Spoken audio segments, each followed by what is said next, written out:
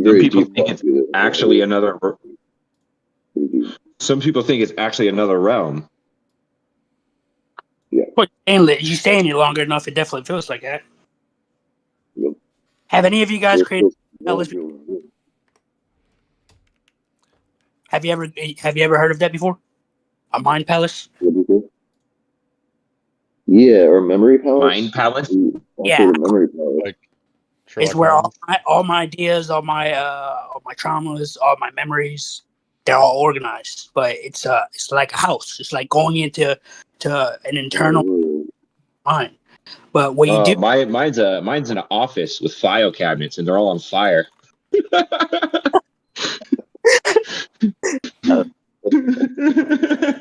I have something like that. It's called the basement. Have it in the basement. Well, it's like the Sorry, what were you gonna say, bro? This is fine. I think it's fine. Yeah, it's sweet. The memory palace technique or my palace is. I've tried to do a bit of that, and I have like some sections from the old house I used to live at that I've kind of tried to work with, but. So wait, what do you do? What is it? I interrupted with the joke, but I'm not sure what exactly we're talking about. It's my palace. Do you want to describe it, Carlos? Yeah, we're just talking about the mind palace, and he was talking about like specific memory recall and that, but we're just talking about the mind palace, how we organize traumas and memories and everything else, ideas. Okay, so how do you organize them like with aphantasia in your mind, like with imagination? Yeah. I mean, for everybody's different. Yes. Gotcha. For me, it's extremely vivid. It feels like I'm just walking into a house. So, like when I collect or when I need to review a specific idea, it's like I'm walking in a hallway in my mind, and I'm looking for it physically. And but most of the time, instead of me actually looking for it, it's like the room just is creating instantly. Yeah. It all depends on. You can use this for a lot of techniques like memorization, and for trauma therapy. It's just categorizing. The trick is to use, or at least from what I understand, is to use old memories of 3D spaces that you used to occupy. So, like my old house I used to live in, or just a familiar living space where you dedicate this room to this category of thoughts or this category of whatever, and then objects in that room can be expanded upon into subcategories or whatever. And the old memory, like the oldness of that memory, helps to tie it all together. And so you can fractal that. You can create houses within houses, and you can apparently go very, very far with that. And that's where you see memory championship people. They'll use this technique to extreme depth in that way. Interesting. That's probably gonna help me. I bet you do. So another thing you could do. So I'm not gonna lie. I didn't hear everything Patrick said, but I have a good idea, I think. But one of the things you can do is look at your the tension. Oh, you lost. You came in third by a smidge. I got hit by my own shell. I shelled Brandon and it hit me. I used the fucking speaker right as I was. I was like, "What? Okay, that's amazing." I had no idea you were gonna do that. I was like, if he's close enough, I'm gonna fucking use this so he doesn't overtake me.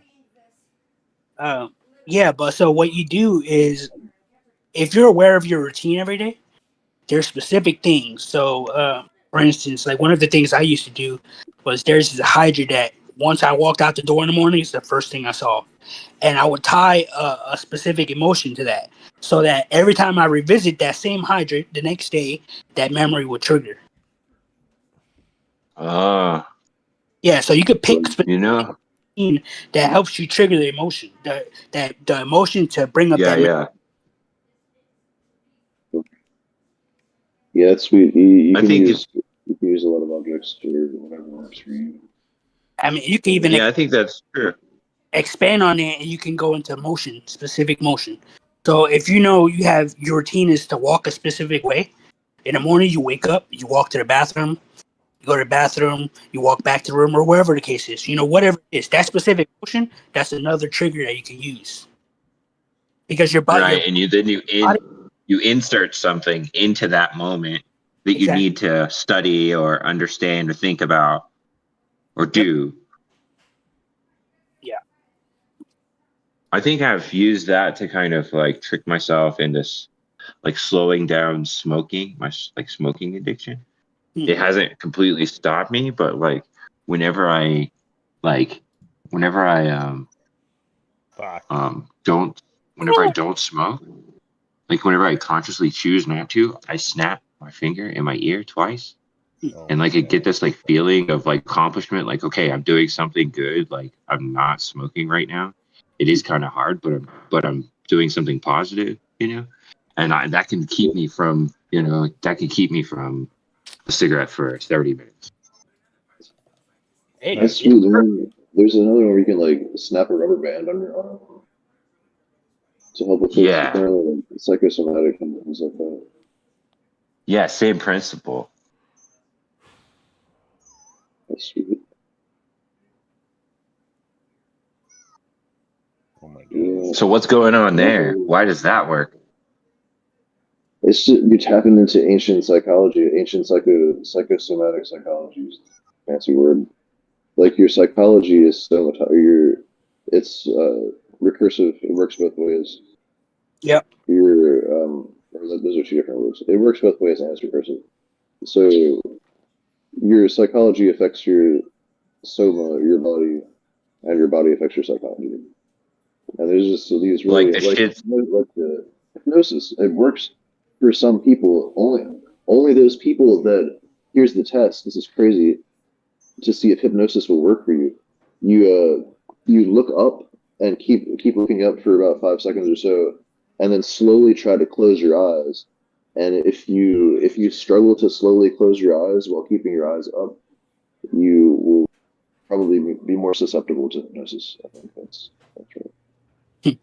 Weird. It's like extremely reliable that test is.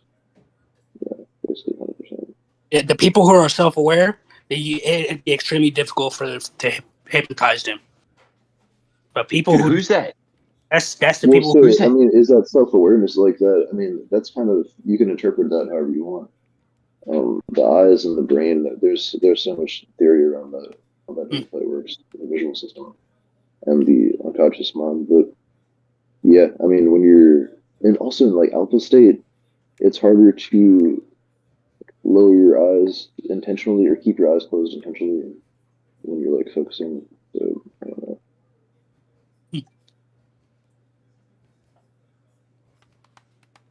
Yeah, that's weird. Yeah, interesting. Yes, whoever picked it out. Yeah, Carlos, good choice. Good try. I just think about Tokyo Drift Circuit Edition. I should have made it 200cc. Yeah, you should have. That would have been epic. Oh my god, on that fucking freaking. I like to see dream analysis go somewhere. I like to see meditation really be as valued as it needs to be in the West, and not be so shunned. What? We're cut into mindfulness, this term that Nick uses.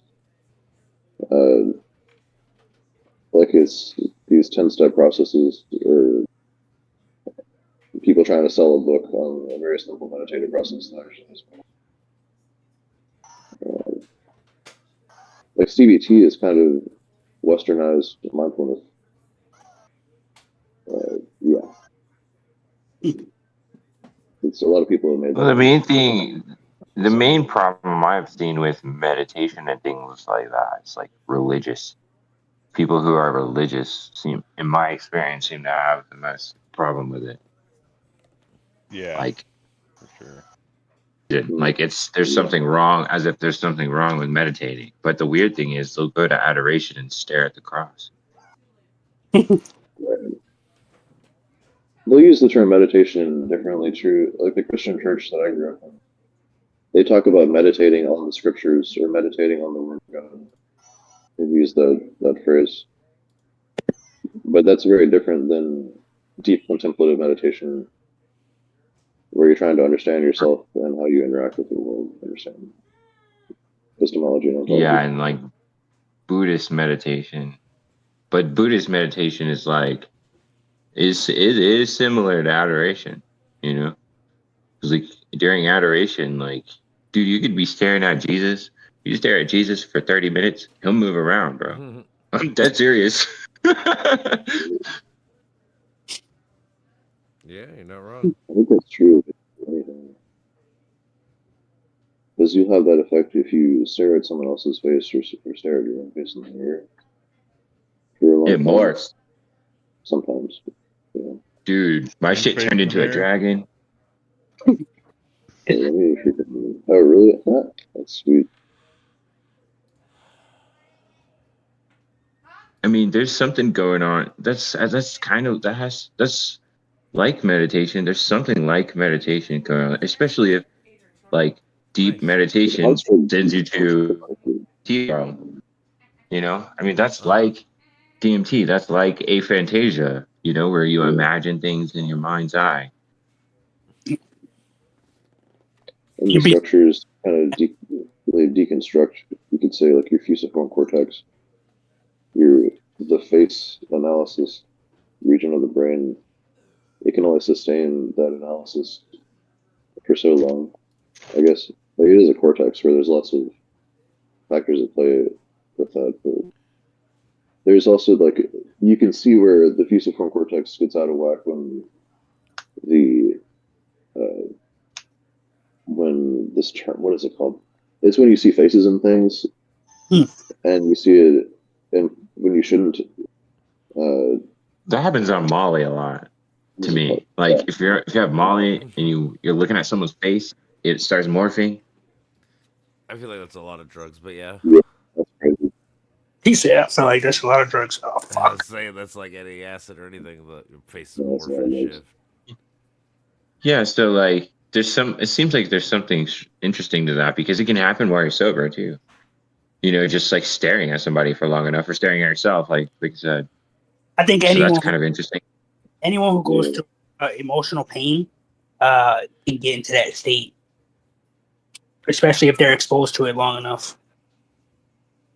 I think the people who avoid it, well, you'll see it in their behavior, but the people who don't avoid it and have that same pain, that same darkness in their eyes, those are the people that can do it willingly. What do you mean? Like people who have suffered trauma have an easier time with like imagination world? Well, it depends on the trauma, right? Because there's people that when they process emotions, they're either diving into the subconscious mind to avoid their external world, or they're doing the opposite. Oh my god, what is this? Their external. You think you think maybe it's because they're like their memory recall of the their memory recall in general is stronger because they have a strong memory circumstance that they can tie memory to. Is that what you're saying? So maybe. Yeah, exactly. So if the motion is deep enough, like a lot of the memories that are created with people who are deeply sensitive, for me specifically, a lot of my memories are tied to emotions. So if I have a emotion, are you saying we should beat our kids? No. Brandon and Patrick, I started a room. If you can join me, maybe you could join me. I can't join your guys' shit. Maybe I could start one, and then maybe it'll work that way. All right. Yeah, we just finished this race. We are finishing. Does Carlos have him as a friend? I don't know if you do, but the thing is, if they have one of you guys as a friend, once you guys join the table or the room, then he could probably add, like click on where your friend is and join. I would assume. Okay, so there's a thing with motion. There's a thing with negative emotions where they have a higher impact, right? Well, it's like What if we Yeah. what if we reverse that? And how do you reverse that? What you know what I'm saying? So What if positive emotions? Well, I You guess can't just think How many great songs or artists do you get from like positive things? Usually, it's I mean, darkness. I know that's not how things work. I'm saying, what if it is? And how do you make it? How do you make it that way? What has to change in the brain? Listening to positive content and inspirational content helps for sure. Try again. No, I just I don't know. I keep saying that I have positive content is good. Who's I don't know. Join. I don't know who's I don't know. His group, Wally's group, or whatever. Group? Wally make his shit fucking open or whatever. I tried to. I'm joined now. You joined? I don't know who am I joining? Wait, no, it's searching for third. Dude, I think positive content is a huge one, honestly. I think that can make a huge difference in people's lives. I know it makes a huge difference in mine. Yeah. For sure. Yeah. I'm getting back into listening to comedians. I haven't listened to comedy in a long time. I mean, not everything is roses, right? You got to be able to admit that in the world. So, like, yeah, fair. But at the same time, if you're just like watching people beat each other up and shit, how do you think you're gonna feel? You're gonna feel shit. You're around that's negative energy. Yeah, you're just gonna feel all pumped up. The way I see, you have to accept your internal conditions, right? It's like understanding that you're fractured, you're broken in some way, and only then you can reshape your internal structure with goodness. And you have to be aware of specific things. So, like, if there's specific behaviors that you resonate with, you're like, oh, I've seen that before. I recognize it. And you see someone that can maintain that specific behavior in a positive way, well, then you're gonna learn from it. And I think that's how you reshape yourself, by putting yourself through experiences that give you positive results.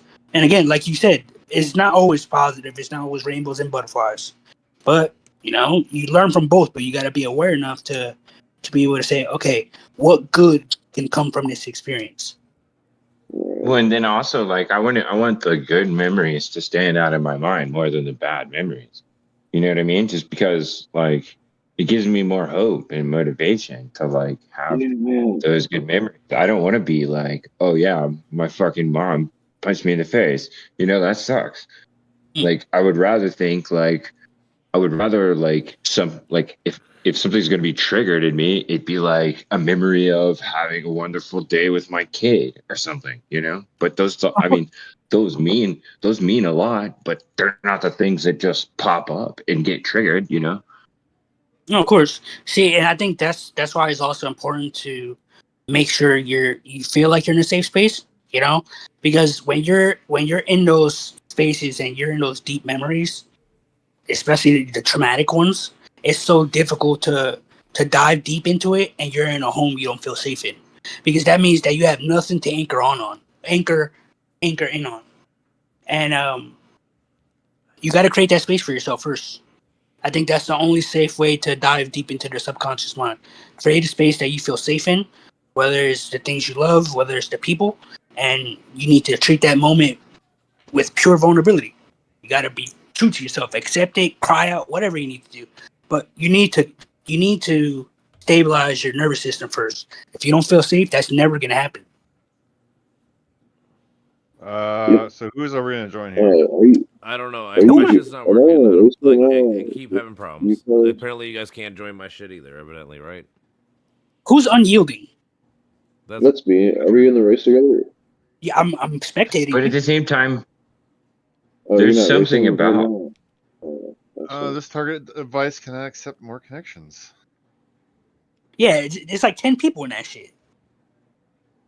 There's 10 people in the race right now. I'm playing online. I thought you were somebody I can't connect to anything. It keeps saying that I can't. I'm having a traversal problem, and it's very common, evidently, with Nintendo. So I don't know what the fuck the problem is. Nintendo sucks with Google online the stuff. internet service provider, bro. You guys be. Oh, look, that sucks. But Yeah. that too.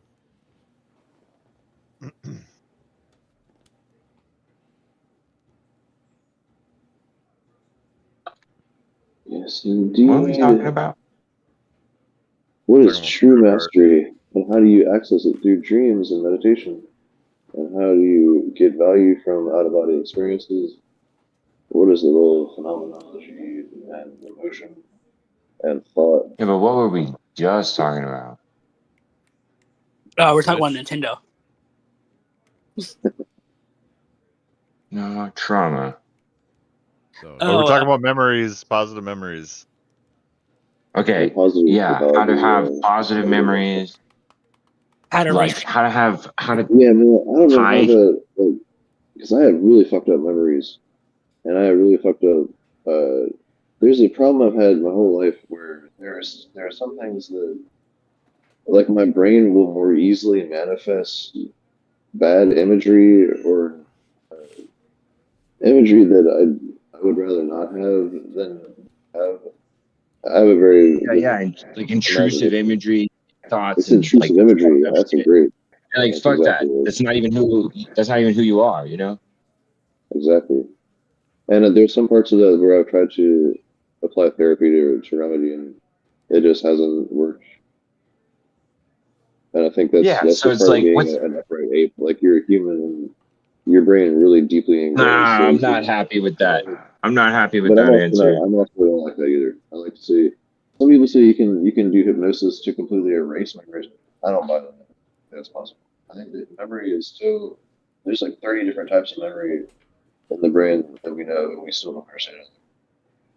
I think it's Yeah, so there's deep. something there. That's it. That's that. I actually want to talk about what you guys are talking about, and I've experienced this in person. So I don't know if Brian had something to say first. No, all I'm saying is like there is something there. There is an answer. I don't know what it is.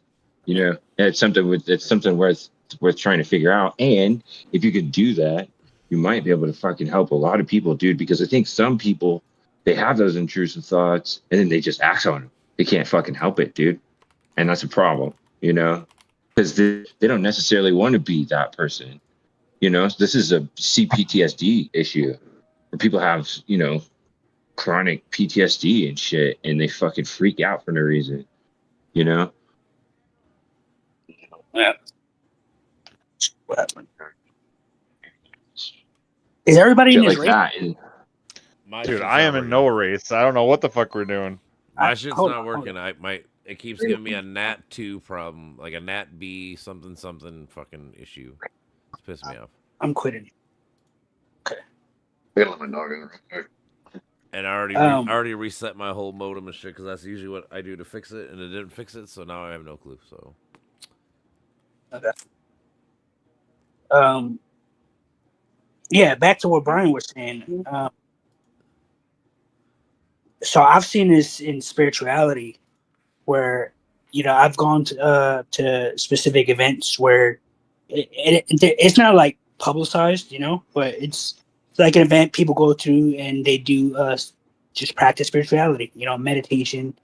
And I've seen people where they would get so deep into that state, there would be people talking to them about a different way to interpret their behavior towards, or their parents' behavior towards them. So like specific traumas, it's like they suppress it. They just, hey, this happened, but it's okay. This and this, like it's chaotic because you're like, what are you doing? And it's like they repeat the same shit over and over, almost like solidifying that this is what actually happened instead of the actual traumatic event. And that's how they suppress it. And then they continue that same pattern, that same habit, and they takes a lot justify of work. Spirituality. But I'm saying it's the negative side of people thinking that it's acceptable to do that, because at that point you're just suppressing and avoiding your emotions. But they try to justify by spirituality. That's like a form of spiritual weapon. See if you can join me, Wally. Huh? Yeah, we have a. What'd you say again about I'm spiritual having bypassing? I'm having a night. Oh, are you talking to me or not me? No, I'm talking to Patrick. I got you. Can you get in there? I'll try. Mine. Or like what Carlos was just describing is like the end result of spiritual bypassing. Oh, okay. I think. Yeah. So like basically just telling yourself that you're healed. Yeah. Right. Yeah. Or like you're enlightened, like when the Buddha that you have nothing else. You have nothing else to work on. Yeah, Yep. it's like forcing yourself into the state, but with still foggy vision, because their interpretations are going to be like something that they don't really understand. I think enlightenment is more like illumination than like, you know what I mean? I think it's more like illumination. You get some enlightenment and you get a bigger torch. You can see a little more of the cave, you know, but it's a fucking huge cave. Yeah, it's cave, you know. Yeah, man. I learned this term recently. It's Dunwu Jinjiao. Dunwu Jinjiao means a sudden awakening followed by a long period of integration. So that's like psychedelics. But there is something about that enlightenment experience, and then you have to put work into it.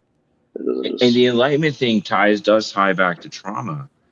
You know what I mean? Because there's something about it that makes you more peaceful, and you have to like sort through your life and be like, okay, this makes sense. This doesn't make sense. This, you know, I can sort of understand the way existence works, like based on these ideas, and then like reapply it back to my life and say like, okay, I can like kind of accept some things, you know, and then you're like, all right, a little happier or whatever.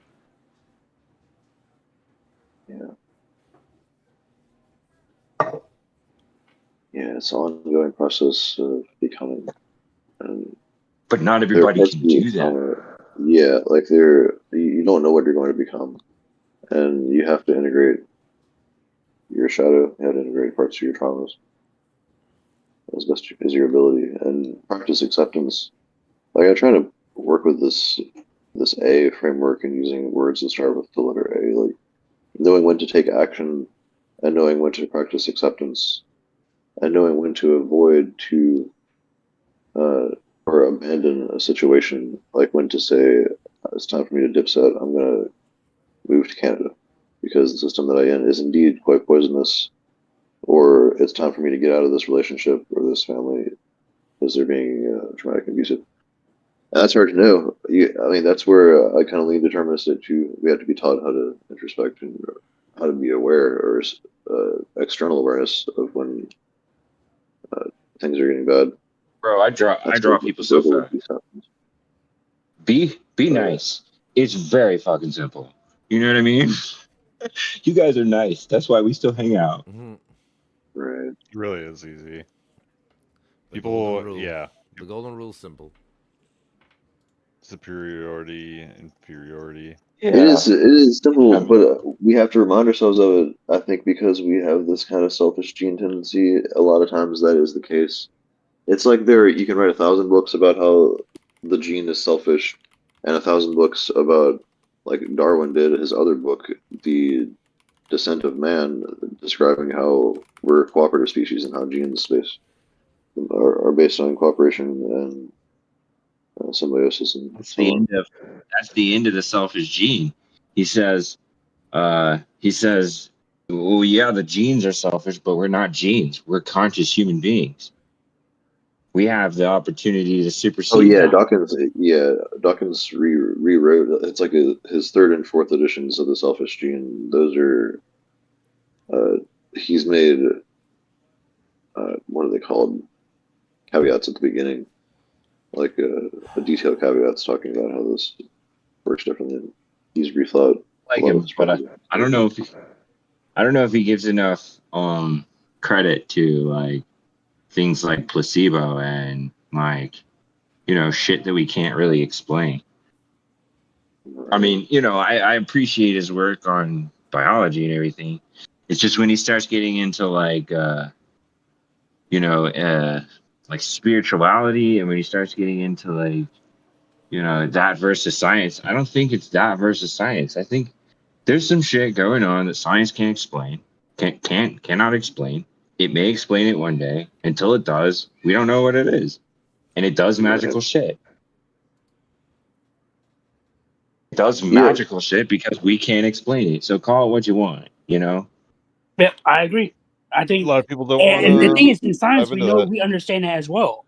I mean, we always say it. We have the seen and the unseen, but a lot of people don't understand that it's more than just seeing. It's about feeling. If you feel it, and you don't have words for it. Guess what? It means you don't know enough about it yet. But guess what? You can feel it. It can make a huge difference. But Dawkins doesn't acknowledge that. He just says, "Oh, it has to be black and white. It has to be God or no God." Yeah, and that's lack of he's kind of changed some of his views, or not so much that he's given more nuance over the past few years, which is refreshing too.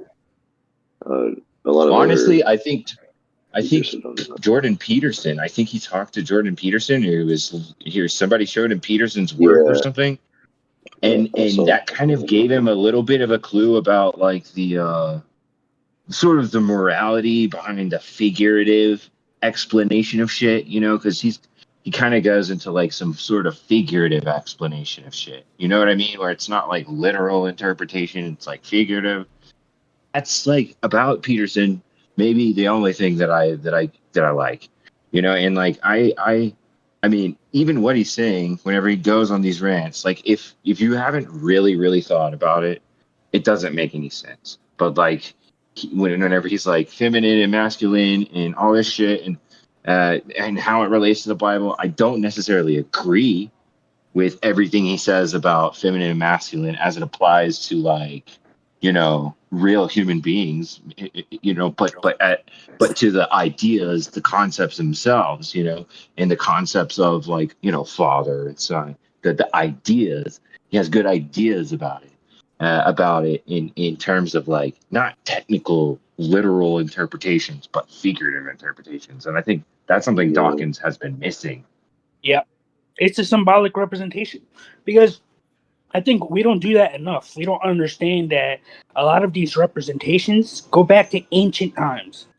And back in the day, they didn't have words. They had symbols. And they had symbolic meaning. But a lot of people they think it's all like voodoo or, shit that doesn't make sense. But guess what? If you break yourself enough and you feel those deeper emotions, you're going to feel so much resonance with what they're saying and the symbolic meaning of how they're communicating, and you're gonna be like, "What the fuck? This guy knows what I'm talking about." Because have you guys not about words? Oh, keep going. Feel. Wait, Carlos, can you join us, or do you want to join us in this here group? Patrick can't, or not Patrick. Wally, you still can't. I still I've tried like 100 times. I'm reading about all the. I'm reading what the problem is. It's basically a fucking big. There's an IPv6 and IPv4, and one runs on 4, runs on 6, and it's fucking all complicated as shit. I'm not that smart, but I'm trying to be.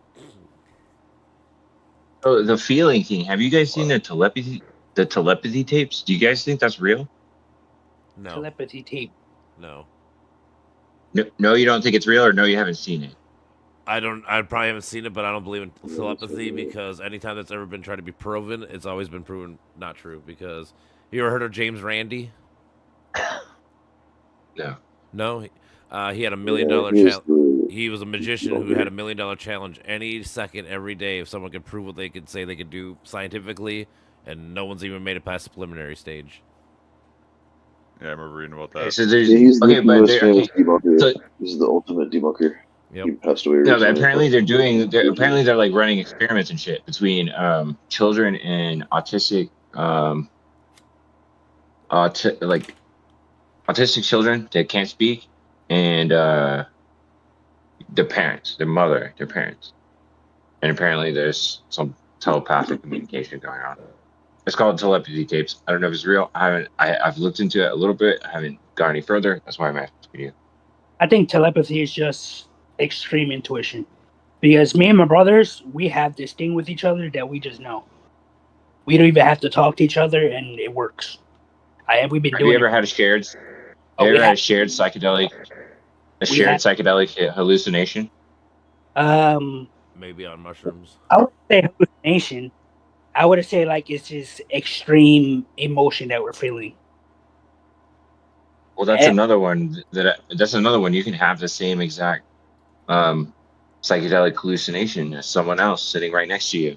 You can, look up in the sky and see the same symbol. I would see The same patterns. symbols forming. I The same they were words or whatever. You can see the same, like everything turns into claymation at the same time for both of you. You know, not even talking about it, and it's like all of a sudden you're both seeing the entire world in claymation, and you're like, you ask the person next to you, you're like, "Are you seeing that?" And they're like, "What?" And then they're like, "Yeah, I'm seeing it." And but you're like, "Wait, are you? But is it the same thing as what I'm seeing? Like, because I'm seeing the entire world in claymation right now. Is that what you're seeing?" And they're like, "Yeah, that's exactly what I'm seeing too." And it just started about 5 seconds ago. Yeah, it just started about 5 seconds ago. I would just say we're yeah. I we're think pattern How do you seeking creatures. how do you explain that? We're pattern seeking creatures, so we seek patterns, and if we see the same pattern, we might link up together at the same time to see the same pattern, right? it's like synchronizing of the mind, I guess.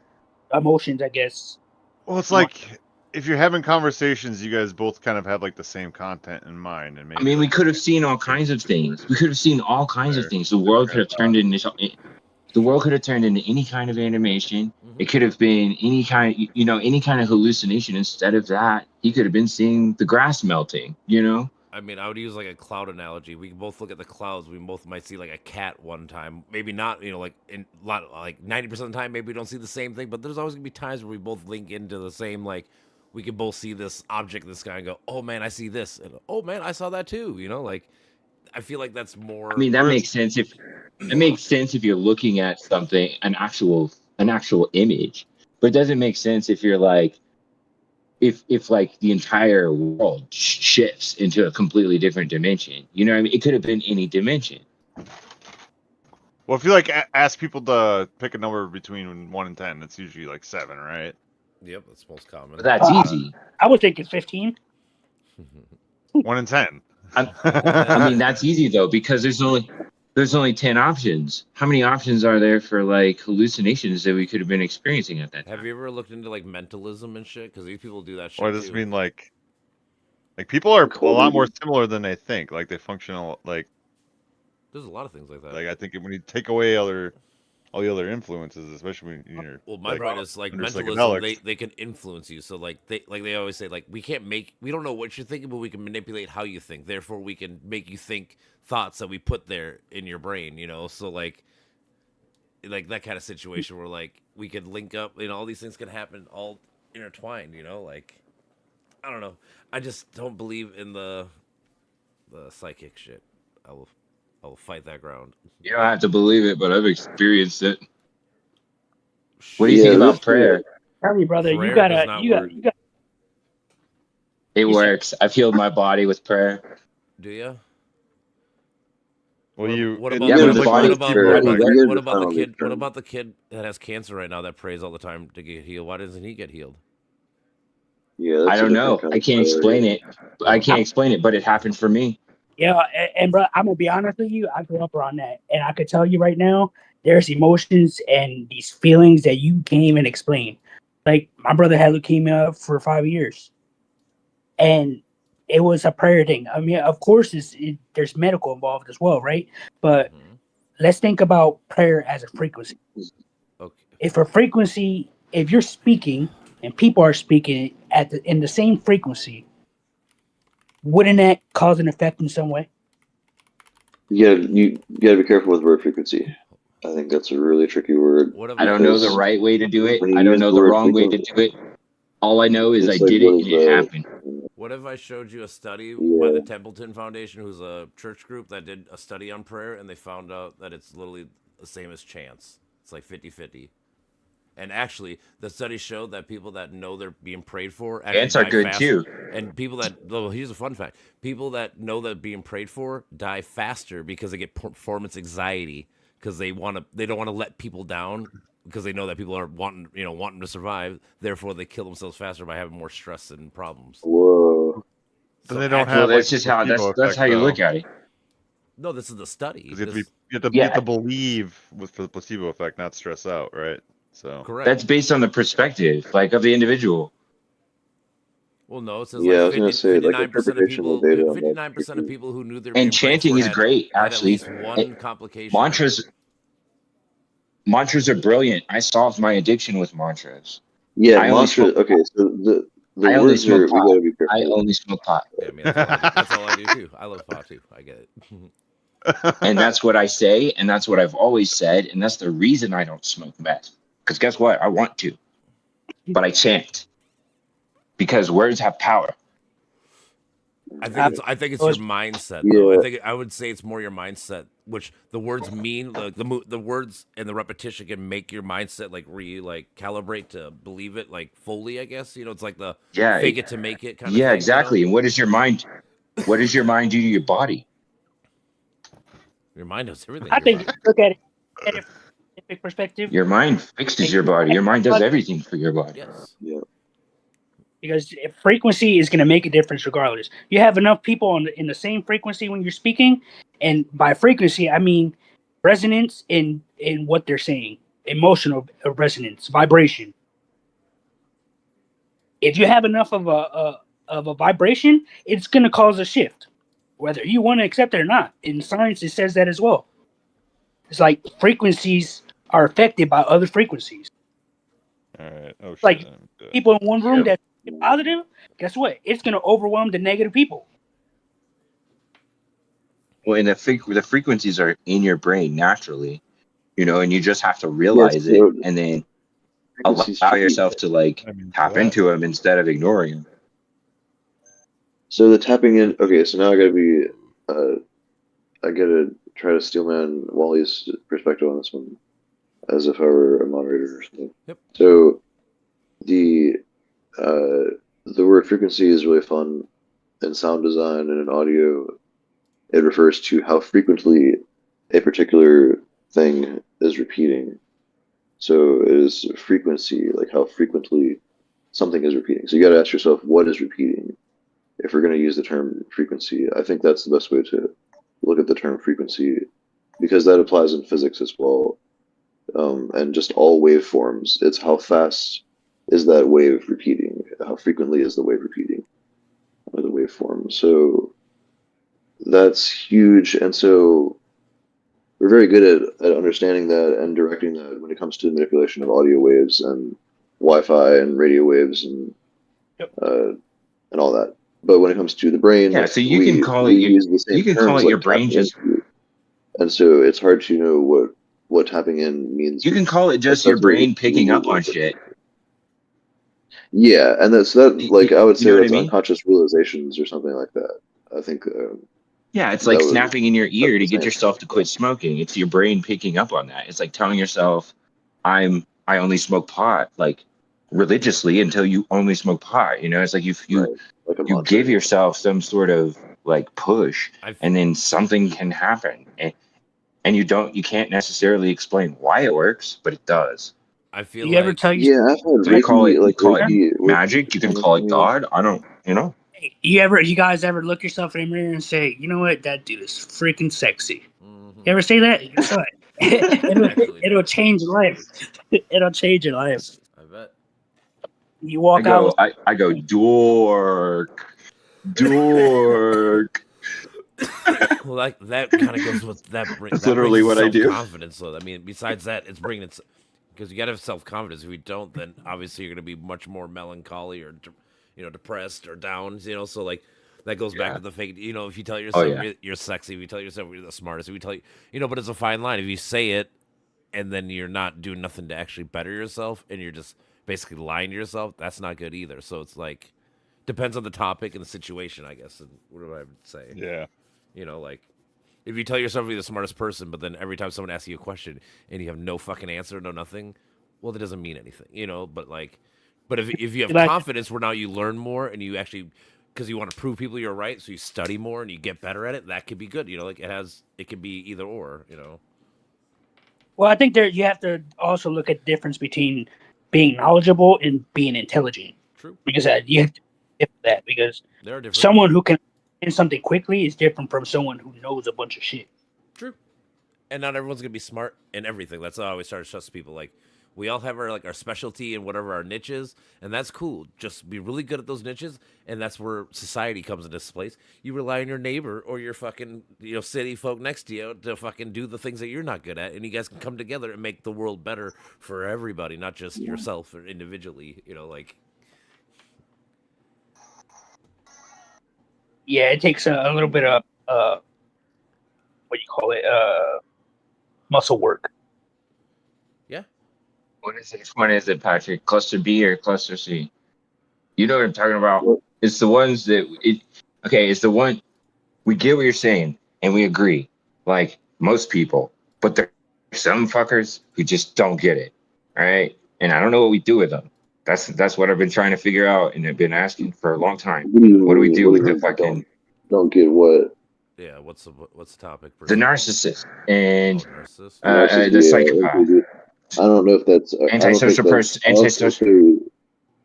I don't think that's like. I don't want to say that's real too. Like you used that phrasing earlier too. Like I don't. Hold on. You think narcissists aren't real? Like I don't think that that's something that is a permanent condition that can't be remedied in some fashion. You can't completely. It's really fucking hard to remedy, especially for some people. I think it's nature nurture. So like, I think you have to have the kind of the brain to have that mentality, but then also you have to have the right things to kind of push you to be more narcissistic. Yeah, you gotta. Yeah, it's probably both. It's probably you get it whenever you're a kid. People treat you bad, and your brain also is susceptible because there's some predisposed genetic dispositions. Like we've been fucking hunting and murdering each other for a very long time. Yep. It's not surprising that some brains were just going to be wired to do that. You know what I mean? So, yeah. But that doesn't mean it's a good thing because, like Dawkins said, we are supposed to be able to overcome that, but some people can't. So I'm trying to figure out why.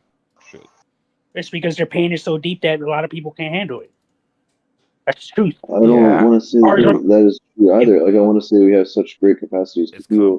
The brain's neuroplasticity is so adaptive. Yeah. Our brains, like we are shocked by the way that our brains can adapt, and we're like you see people who have literally half a brain, like they're missing one entire hemisphere of their brain, RFK. And they basically have a perfect functionality. Yeah. You know what I mean? Like there's the dude who had like Thich Long Duc. This man who's self-immolated,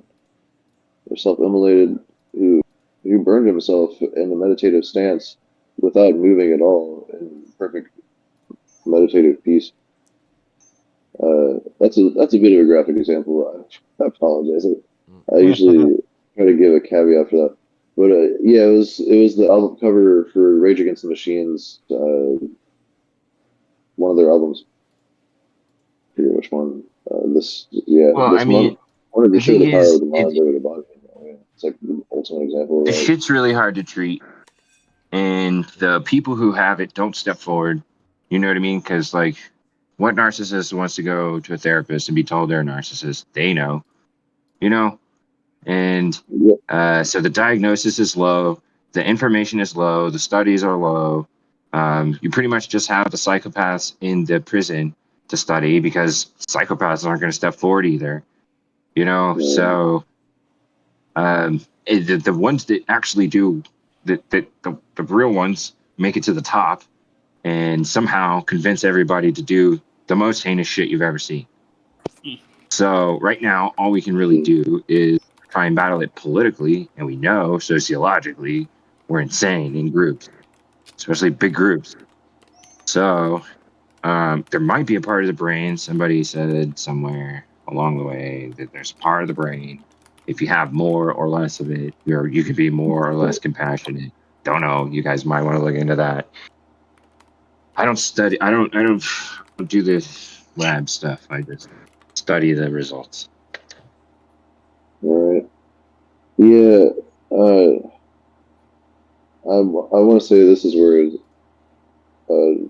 I do a shout out to Rebecca again to participatory knowledge in the brain being a participatory organ, distributed cognition and all that. Like this is why we need more encouragement. Like people that would be classified as having struggles with narcissism. to that degree, or egocentrism, which I kind of equivocate those terms. There would just need to be more encouragement from other people. Like determinism is a very causality is huge. You are the 5 people that you hang around the most, so you can't blame them. Like again, I never use the term blame. I try to really think in terms outside of blame. It's because of determinism. You can't blame people for being NPD or for having these tendencies towards egocentrism when they're growing up in an egocentric culture, like in the West, and where it's worst in the US. Yeah, it's glorified, honestly. Yeah, so they need to accidentally happen to be lucky enough to have make new friends or have people introduce them to people that can influence them towards seeking more therapy. Yeah, Like, so like, maybe they just ruin those people's lives as they tend to do. But it can only ruin a weak person's life. Well, I mean, really, the only solution for somebody like that is to get them out of your life. Yep, boundary. Listen, and the unfortunate truth is we have trust issues because guess what? You can't tell which person it is.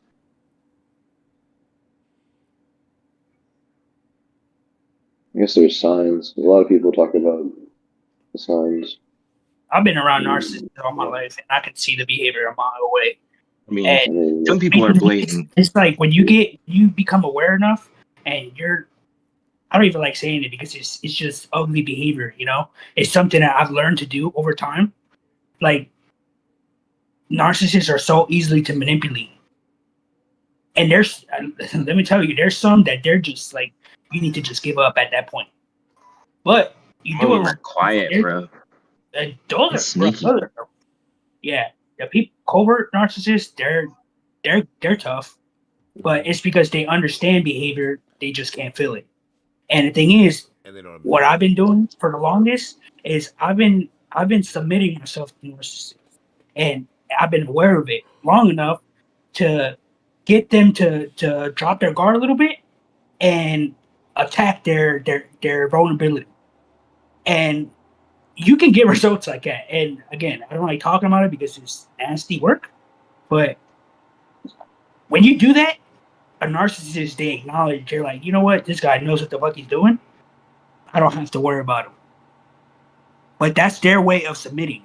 That is their way of saying, this guy is too much. Because these narcissists, they're layered. Some are malignant narcissists and they're extreme. They go to any extreme to knock you down, to destroy your life, whatever the case is. But the earlier layers of narcissists, I don't even like saying earlier layers. The other layers of narcissism, they have a specific way of you have to interact with them in a specific way, and that exactly what I told you guys. That's exactly what's worked over the years, and that's just me being around it 24/7. You know, even in my environment where people behave like that normally, and you could go out in public and guess what? There's most of the time, 100% of the time, you're gonna go into the hood, into the ghetto, and every person there is gonna be a narcissist. At least narcissistic culture, like the culture, it's just way of surviving. People don't understand it, but it's a way of surviving the psyche in a chaotic environment. Really, the way to fit in is to kind of pretend to be a narcissist yourself. Exactly. It's how you blend in. Yep. You can feel it in the environment. You know, you can feel the energy. It's like a defense mechanism. But that doesn't make it worth hanging out around. Oh, of course. I just love I love analyzing broken minds. So that's it's hard to fix. Yeah. But that's the thing, and you kind of got onto like how to fix it for a second. But I think you were kind of on more how to like just like get along. I didn't go through the whole thing. I have too much to say about it. I just try to skim it as much as I can. Is what it is. I can tell you right now, I've done experiments and what? Yeah. Can you make it 200cc? Yeah, I can change it. Are we all in the same? We're racing together, right? No, No, you're not where'd in you this go? at all. I've been doing this by myself the kinda whole How do time. I back out? Yeah, You didn't do this at all. yo, they had this. They had We the have to same finish face this? that Patrick had, and I was like, okay, he changed his face again, and I guess that wasn't. I tried to ask you earlier because it was, Yeah, I saw it was 100 earlier, and I just rolled with it. Hold on, let me quit. I'm gonna join you guys now. Oh, I've been disconnected I mean, for whatever reason. what do we do with the human brain? Yeah, but Brian, I've gone through a lot with that shit, and it's a lot more to it than what I just told you guys. That's just like the surface of it. It's a lot more than just manipulating their specific behavior. It's what you're introducing to them. Like I've tried a whole bunch of stuff, All right, I got another one. and to really get to a narcissist's vulnerability, like you have to really be submissive. Like try to let them think that you have or they have complete control over you, and they'll let their guard down, and you'll see it, and you'll see how much they'll try to get away with. And when you do it long enough, you see the pattern. And when you understand the pattern long enough, you realize where the gap is, where the vulnerability gap is. And when you're around that vulnerability gap, guess what? You One can see how long it takes to get to that point, or how long they stay in that vulnerability point. Where are you guys? Can you give an example, and then what do you do? Brandon, Yeah, give me a minute. I'm just trying to look for them real quick. We have Give me the room what's ID. going on, Brandon? C99FB. E99 FB. What did you say, Brian? I was asking Carlos to give an example of what he's talking about, and then what to do next. Okay. Let's see. That's kind of hard because it's so long. It's a process. Yeah, we're on like identifying an example of a time when a narcissist is exposing a vulnerability. So what you do? Oh. So you understand the process of how to get to it, right? What I was saying. Yeah. So it's like exposure therapy, right? You're what you're doing is you're mirroring the behavior. You're mirroring the behavior. Sorry. No, you're good. You're mirroring the behavior that they want. And so it's what you're masking, right? You're becoming their mask, but you're becoming their mask, but at the same time becoming a mirror. So you're separating yourself. You are the person, but you're also being observant of it. So when you hold on. Sorry, I'm getting off track. Yeah, mirror race here. Yeah, I just focus on the game. You got on track. I focus on the game. Talking about mirroring, and then we got mirror race. Yeah, so when you get to that point, you're trying to embrace what they're feeling, because the thing is, the noise that they're making, the output of their behavior has a specific noise, right? So when you're mirroring with someone, you're mirroring the most painful parts of them, right? Because I'm not just mirroring what they're showing on the surface. I'm mirroring their vulnerability, the shit that they're hiding. And the thing with narcissists is that if you sit around them long enough, you'll know if they have control or not. Or hold on. You'll know if they Oh shit. Bro, I could not concentrate and talk at the same time. You can do it. No, you can do it, man. This is No, prime time I know. for I'm just cognition. I'm trying to think of one. It's good practice. Okay. So the thing with narcissists, if you become aware enough of their behavior, you understand if they're. I was going the wrong fucking way.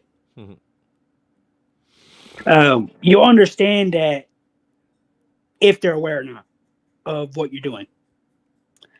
So for the narcissists that aren't aware, right? Those are the people that they don't really have a lot of self-awareness. because there's narcissists out there that they're extremely fucking emotionally intelligent, and you're like, this fucking evil motherfucker, and he could just do whatever. Those are the covert narcissists. So when you get to that point, and you learn the differences between the narcissists and how to approach it, well, when it comes to covert narcissists, you just gotta be their best friend. Submit to them until they get comfortable. Let their mask slip a little bit. Once you see that their mask slips, bro, where am I going?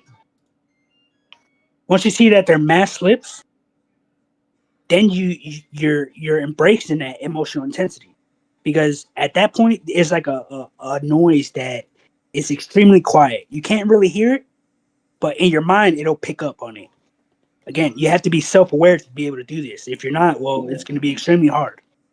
But if you're self-aware enough, you'll know the subtle differences in their energy, their vibration, their micro-expressions, their body behaviors, and that picks up like you're tuning into a specific frequency. And internally, it sounds like noise, like a dissonance. So, like, for instance, when you guys do something that you don't like doing, you know how it has sometimes this specific tension, and you're like, I don't really want to do this. It's that specific tension. You're just feeling it in a completely different way. It's extremely soft and subtle, but it's like a jab. It almost feels like you're talking jab about to your internal. You're talking about how to identify somebody who's narcissistic? No, I'm telling you how to be able to manipulate the situation. So you think people can become unconsciously manipulative? Like people can end up manipulating people without actually being completely agential or like 100% online. Yes. Conscious way internalized. I think that's what's happening there. Yeah, and it's when you become intelligent. The external to use this term specifically, external locus of control is really necessary there. They have to accidentally stumble upon the people to encourage them to get help that one, because their brain is already so adapted to being in an egotistic, narcissistic society and doing narcissistic defense mechanism behaviors. Yes. Sorry, I didn't mean to interrupt. No, that was good. Yeah, I like that addition. I heard a little bit. I heard most of it, but it was a little foggy. Oh, sorry, I'm using bone induction headphones. Coming up here. Yeah, I think it's just more external locus of control is necessary. Narcissism. I'm a little lost. So how do we fix it? So how do we fix it? Well, we have to be able to synchronize with their behavior. I think that's the first thing. Listen, when you relate to someone emotionally, it's a whole nother ballgame. I get that part. You're saying like they need to find someone that matches their. So pain. You're saying the way to fix a narcissist is to become their slave? No. Question mark. No, it's. I'm talking about the process to get to the point of being able to mirror their pain. Because that's what narcissists want. Narcissists, naturally, they're insecure selves. You need to meet that child self of theirs. And when you do, you need to be able to approach it with a specific sensitivity. And in order for you to do that, you need to understand that their pain is very specific. So when you're mirroring, that's what you're doing. You're mirroring that specific behavior. But you want to give it to them in a way that's sensitive enough for them to be able to interpret that into something positive. It is extremely sensitive work because it's so easy to trigger a narcissist. So you got to be extremely self-aware to be able to do it. So are you saying, like, for example, you pretend to be their child? No, you treat them like a child. You have to like set boundaries. You have to fucking be like, this is how like. Okay, like, no, if you say like this. So you put them back into. You guys both fucked up. Hold on. You're saying you put them back into their trauma mode, or you're saying you give them the opportunity? No, that exactly. So okay, let me start over. So the point is, when you surround yourself with a narcissist, right? They're gonna make you feel a specific way. You're gonna feel it in the energy, especially when you're emotionally aware. You know when the emotional frequencies shift. You're like, what the fuck is this? And no one ever addresses it because what happens internally. So when you get in tune with that specific dissonance, that specific thing that's making you say, yo, what the fuck is going on? Like with this environment, it's extremely heavy, right? And it's usually when there's negative energy. Well, that you're tuning into that person. Like, who's the person causing the chaos right now? And you can usually tell by the way they're behaving. They have specific body behaviors, micro expressions, way they communicate. So you're synchronizing all that noise and you're separating it into different frequencies. And when you learn to understand those different frequencies, you have a better understanding of what the actual problem is in their subconscious. What child self are they trying to protect? And what you do is you just get in tune with them. You're getting in tune with those frequencies, getting as close to them as you can possibly get. And if you need to be submissive to be able to do that, then do that. But again, you have to be emotionally aware because the more submissive you become, the more you risk falling into their behavior. So you need to be able to say, okay, now I'm too far into it. I need to back out a little bit, reanalyze everything, and then go into it again. I don't think doing that fixes it.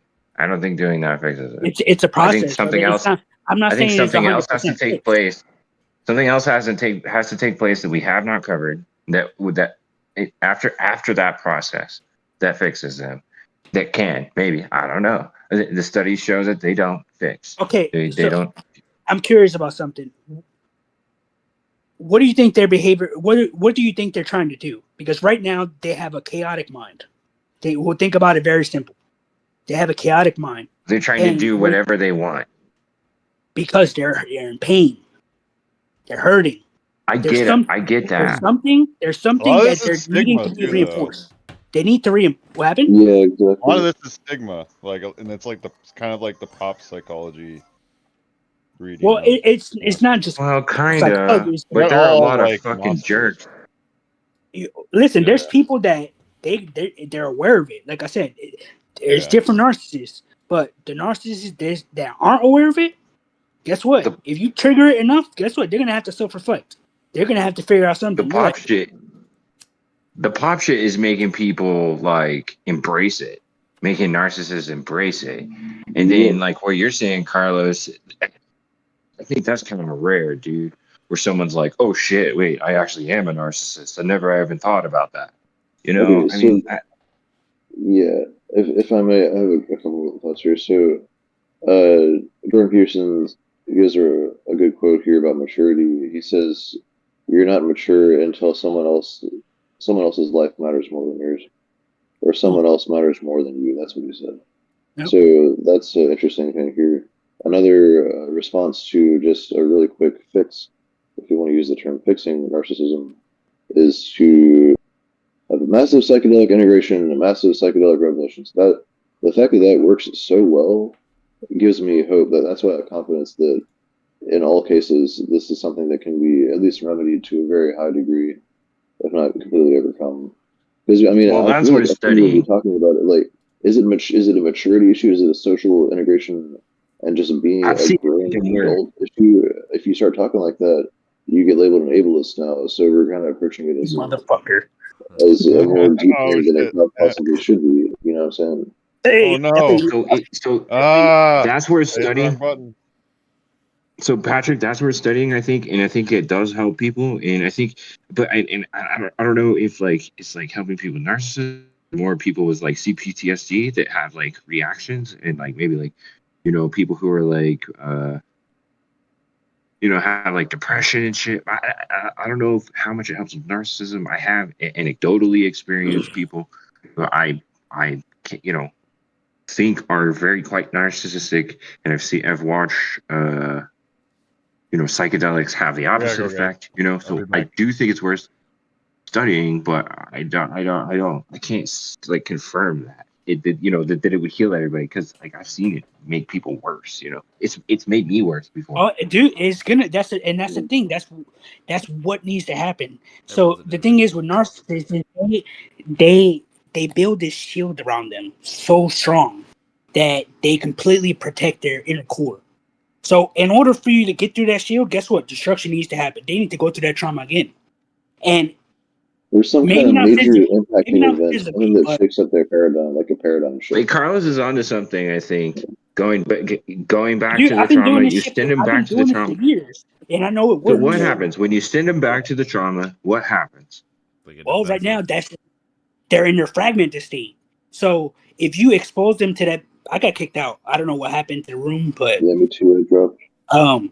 yeah. But what happens is you get them into that trigger state. You keep them in long enough, they become fragmented, and you'll see it because they'll be in an extreme amount of pain. You'll see the behavior, almost chaotic behavior, like it's represented in BPD. It's the same chaotic behavior. And what happens is you keep them in that long enough, and you learn to create a space for them to be able to deal with that. And again, you have to be extremely aware too, because covert narcissists, they'll let you fall into that shit, and pretend. You're gonna believe that you have control of them, and then they're gonna surprise you with something. So you have to be very careful. Believe that they're having an epiphany and becoming a good person, and all of a sudden they fuck you over. Yeah, it's because the moment you get to that core, everything is sensitive. It can be a touch, it can be a word, it can be a micro expression, body behavior, it can be anything. So that's why you have to be able to understand the narcissist very well, and you have to be able to understand how their pain happened. Like I don't know. One of the things I can relate to, one of the things that I was able to do with narcissists is relate to their chaotic environments. Like, oh, you got beat as a child? Guess what? I got beat too. Oh, you went through this type of abuse? Oh, I did too. When they see that, they see it as like they're either gonna see it as a common thread. Yeah, exactly. They're like, oh, this guy, he's touching something I don't like.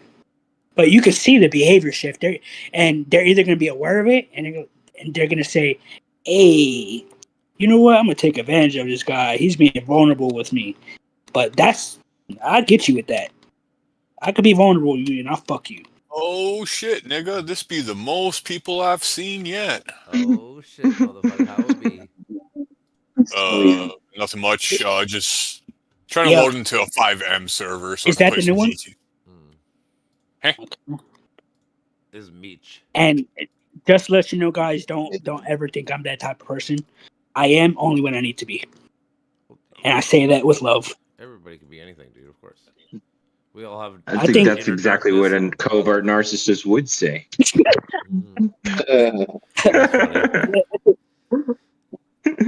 like it's all about setting boundaries for yourself and shit like that. Like, as long as you set boundaries, like, as long as you, like, you could try to help people, but, like, sometimes they can't help themselves, and you got to learn to, like, know how to get out of the situation. If, like, you know, like, I get for, like, people, like, it's, like, their family and shit, but, like, dude, like, I've cut my sister off because she was a thief and shit. Like, dude, like, there's times, like, it doesn't matter if they're your family. Like, you have to cut people off if you need to, you know, like, so you can try to do your best. Like, you know, I will always do my best to try to sympathize and empathize with people and do whatever, but I'm not going to let somebody, like, over time, a bunch of different times, fucking use and abuse me for their own gains. I fully agree, bro. You know, like, so it's one of those things, like you can try to help, and you know, obviously you want to help, and you like Carlos saying, like, you try to empathize and you try to get on their level, because if they feel like you've gone through a similar situation, they might be more open to at least engage with you, and maybe, you know, like, it's like changing, like, a flat earth person to, like, not, you know, like, it's hard to do, but it can be done. It happens, you know, like, but you just have to put the time and effort and try to get on their level and see what they're trying to get at, to understand it, and then you try to, like, break those little chains, you know, those little nicks in the arm. Like, have you ever thought about, you know, you ever think like this? You ever do like this? And then try to get them to engage with it, you know, and then hopefully you, through enough time and effort with the person, you know, get through even time, you know. Exactly. And dude, it's a very, very difficult process because, Mhm. like I said, everything's a trigger. You can look at them and it's a trigger. You can walk in a fucking room and it's a trigger. Yeah. It's it's energy more than anything. If you learn to be attuned to the energy, like if you walk into a room, for me, this is how it was. If you walk in the ghetto, eye contact minimal. Yep. But you're walking around, you also don't want to you don't want to behave like you're scared, but you also don't want to behave like you're the shit because the energy's gonna show. So it's neutral. Behave neutral. And when you're behaving neutral, there's a stillness to your behavior. It's not too overly pumped, and it's not too overly soft. What's I the think real these are number? good. I think these are good suggestions for how to get along with them as well. How to try to get along with them, and I think these circumstances also scale with just how toxic the person actually is. Oh yeah, it's it's extremely toxic behavior. Yeah, what's the room number? Because it depends on how toxic they are as to how much they're going to respond to one thing or another. Yeah. Yeah, if you come at them Because you're not going to stupid and shit, they're never gonna fucking come back and think like you're looking out for their best interest. If you're always one negatively fighting with them too, like like I said, it's well, right, it's like but walking I'm on also eggshells. saying I'll be right, but I'm also saying like you're not going to convince the world's fucking most intense serial killer not to be fucking mad and mean. You know what I mean? Not in one trip or when you might be able to do that in a long time and over a long process. Like there's a lot of Nah, serial I killers don't think so. I mean, you watch like these interviews. A lot of not a lot, I guess, but some serial killers and shit There do are have. studies on it, bro. It's very small percentage of these people stop being narcissistic. The people, and that's the thing we need to work on. But it's not because even. there's not a lot of But people. it's not even. It's Look, not even there's about not a lot of stopping people. It's about controlling it per se. Like you can still be people Well, are it's narcissists. about containing. Well, I'm saying, but people are narcissists, and they're Fortune 500 companies. Like they're not killers. Like they're still not like the best people, but they're not fucking doing the worst things in humanity. Like as long as you can control it and make them an active, good person to society, and make the world better in general in some way, shape, form. That's all you can do with it. Like I feel like. Well, usually that's tied to, I mean, usually the narcissism is tied to not being a good person in general. And it's hard to make that generalization, but I think it's appropriate here. Like, there has to be some part of this, like a radical transformation where it's not to be something that is considered to be managed forever or kept under control, but something that has to be completely transcended through a major transformative experience. Just shout out to LA Paul on that term. Their transformative experience. Yeah. Yeah, that makes more sense. That makes a lot of sense. It's got to be big. Something big has to It happen. is big, and I think that's what people need to understand because the thing is, a lot of the pain that narcissists go through, it's a deep abandonment wound, and the people who have been abandoned, whoever goes through that experience, they know how that feels. Mm-hmm. Some are worse than others. Yeah. Some the abandonment isn't just, hey, I'm not going to be here to support you. Some is, hey, I'm going to beat your ass every single day. I'm going to psychologically abuse you. I'm going to make you do shit that you're not supposed to be doing as a fucking child. Like, you have to be able to contain that sort of pain. And the people who don't, well, they're gonna say, oh, this guy's a fucking asshole. Like, they don't realize how much this shit fucking hurts.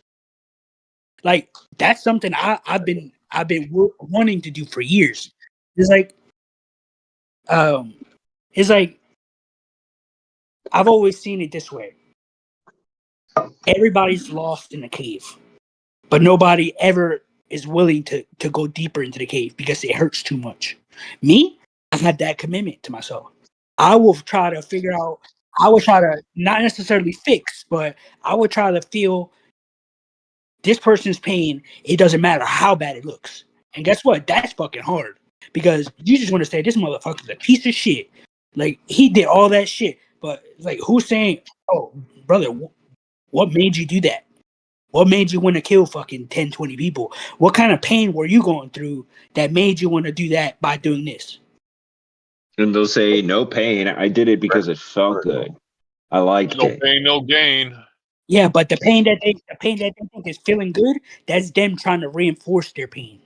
So what they need is they need to Oh, continue. they know they were abused. They know. Oh, of course, but I'm talking about the behavior. Everyone has a child self in them. Everybody. I don't give a fuck who you are. We have an innocent version of ourselves, and it's deep inside the subconscious mind, and in areas that people do not want to go. And it's that's what funny, we man. strive for. If We you strive for deny that. that, if you deny that too much, you won't be receptive to any form of therapy. That's the case with some of my I mean- relatives too, hardcore conservatives who just absolutely refuse to have anything to do with psychology at all. They make fun of psychology openly as if it's something to be ignored because they're running on this perfect willpower paradigm, which is taught in the Christian paradigm. And I don't mean to criticize the Judeo-Christian paradigm, but it's very much based on that idea, or as a narrative, I guess I should say, that Well, I think you're put on this earth to test our will, and God gave us willpower to test us and see if we're worthy of the afterlife. So it's like there's real consequences, and they think in the language of it's all consequential, and this life is meaningless. It's all about living in the eternity, because the eternity is, it's eternity, and this life is just a flash in the pan. So, but it's incredibly important that you use that willpower to the best of your ability, and you just assume that that's the model that everyone else is running on, and so you do this. It's the false equivalence fallacy. What I'm realizing is a big problem on both sides of this debate. We assume Well, I that all think you're brains are right. the same. I think you're right to some degree, and I think people do, like reinforce their own behavior in that way. Um, it's because of that reason. But I also think people like reinforce their behavior um, just because they can't help it. You know what I mean? Yeah, Because they're like, hardwired, it's more or less. yeah, they can't Hardwired. stop. They can't stop. It doesn't matter what they try. They might not even want to try to stop. You know what I mean? It's like, and I think something about addiction and like compulsions and shit that are very similar. Like being addicted to shit is similar to the compulsions of reckless behavior. Totally. Mm-hmm. Well, and if you also look at it, I mean, at the end of the day, they're looking for containment. So if there isn't a place that's willing to accept killing, well, I think there is, and it's called the CIA. Or the You know, military and in general. it's called the military. And but those are control. That's control chaos. Those people who, in a normal society outside of that life, they'd be considered serial killers. But there's a containment for it. So if these psychopaths are going around killing people, guess what? They know that they're going around killing people. You can believe all you want that they don't know and they're unaware. Guess what? They are aware. I mean, some But do people they are give a below fuck? the radar. They don't give a fuck. Yeah, they know they're killing. They're not causing enough problems to I- be on I- the radar at the moment. That's the way I they really see it. think I really think a huge portion of military activity in general is just it's basically just to say it's okay to be a sociopathic killer. I think it's really honestly just this is Well, I think it's really I think honestly it's just to necessary. sensationalize it. Listen, are we doing another room or what? I got kicked out again. Yeah, it dropped me Mario too. Kart. Yeah. Losers. Yeah, Brandon, I think that's just for a huge portion still losers of because I don't have people. it. For a huge portion of people and for the world to sign up to join the military, it's because they want a reason to murder people. It has nothing to do with. I think it's different. I think it's different for protecting everybody. There's a spectrum. Well, look at It's a spectrum. hold on. Well, I Look think at, there's a huge portion of that. I would say a the huge hell was his portion. name? I would say a portion, not a huge portion. Huge The portion. people who want to go I to feel like a war. huge portion of people who go to the military are in it for the money because they're poor and they want to get out of their circumstance. You join the military, you get free it's college, different. you get that would be the number one reason I think people join the military. Yeah. That's Yeah, fair. it's different. Yeah, It's a it's big different for one. everybody. You know, some people is it gives continuing a a family tradition, Some or is that too, yeah. for Yep, some yep. people, Yeah, I'm a fourth line for fucking some people, army vet. Yeah, people are like that too. yeah, and some people is, hey, I want to have honor and I want to do something. I see people in pain and I want to be able to support them, to protect them. You know, They genuinely believe that they're causing a positive effect by murdering other people. I will agree with you. Yeah. There are. I would Again. say, if I were to guess, I would have guessed, honestly, to be like realistic. I would have guessed 15 to 20% of people go in the army just to kill people, or like they are your sociopath or whatever the fuck. But they're like, guess what? I can do it legally. / Yeah, it's based fine. on feeling. But if you look at the whole thing, if you look at the whole picture, it's like the whole picture is like this is all based around murder. It's based on pain, brother. It goes deeper than that. It's based on pain. People Yeah. want an outlet for their pain. That's If true. you don't have an outlet, guess what? It's gonna come out impulsively. Yeah, I You think go that's to true. try to reinforce that pain that you have. You're reinforcing the fracture in your mind. People, they come up with different ways And to the thing create. is, pain is different for put out. everybody. You can have the best childhood in Yeah. the world, and like it's like Ted Bundy, like the best childhood. What the fuck? You don't know like mentally what caused him to trigger to be fucking the way he is. Like there was something in his childhood or whatever clicked, and it didn't make sense to everybody else, but to him it made perfect sense. So it doesn't matter. That's what I mean, the weird thing is you guys are calling it pain, but at the same time, they're calling it pleasure. No, That's the weird thing. They're man. taking their pain. Pleasure comes after It's pain. res- Yeah, it Pleasure comes it's comes a after. after result of their satisfaction. pain. Yeah, It's like Pleasure it comes flips in after their satisfaction. mind. Look, remember, you have to think about it this way, because at the end of the day, it is pain. They went through a traumatic experience, and guess what? The only thing that fills that void in their mind is the intensity of killing. How about this? How about this? Right? But their pain, not even this. How about this? their How about pain turned into pleasure. Yes, but how about the person? Exactly. How about the person that cuts I feel themselves pain. because they're in so much pain? Right? They're not killing nobody, but they feel pain. Right? And it's all about like they have pain Numbing inside and they themselves. want to make it on the outside, and they make it so other. But I'm saying with a psychopath, or whatever you want to call it, they're making the pain go to other people instead of inward to themselves, and not their own. But it's the same Exactly. thought process where they have Yeah. inner pain and they're trying to make it outwards. Like I said. I guess I don't know. That'd be my best analogy, I guess. Or they don't feel anything and That they was want to good. feel something, True. Yeah, Yeah. that was It's like it soothes them. Mm-hmm. like the Johnny Cash song. So And it's imagine if also we like- can contain it. Feel. Imagine we can It's also like an have a- addiction. It For is sure. because it's It becomes like, that it's later the though. same But it thing becomes that people do when they later drink. though. The addiction comes later. Like Not that's contain it, But I'm saying reroute it. well, yeah, I'm Reroute it into something. Reroute it into something that's not murder. Well, again, most of these people are your business owners and shit. Like a lot of them do really good things. It's very few that take it and become the murderers and shit. Like they are, but Good-ish. well, like I mean, there's an argument like like the person that runs Walmart that gave 20 million people jobs and shit. Like that's good for the society, right? Like it's better than fucking being a killer or a raper or a fucking whatever, like the worst kind of sociopath and shit, right? I mean, like there's levels. I'm not saying it's perfect, but I'd rather have that guy than the fucking one that's out fucking strangling chicks tonight or whatever the fuck, like. I agree. So I mean. But he still shouldn't be fucking people over to do it. He should be making some decisions and calls and shit that aren't fucking people over to make it happen. I mean, yeah. I can get with that. I can get with that.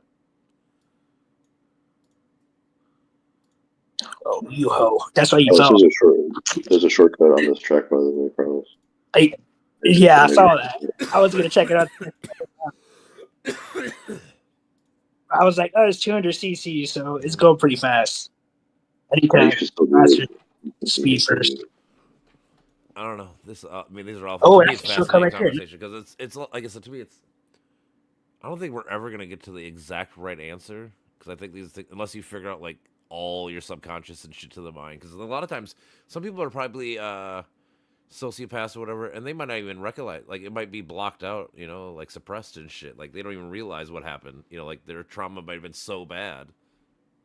Like there's so many. Sociopathy is that's a different concept. So a lot of sociopaths will describe taking on more thrills, or they'll do things for the thrill of risk, or That makes sense. they'll take risks that other people don't normally do.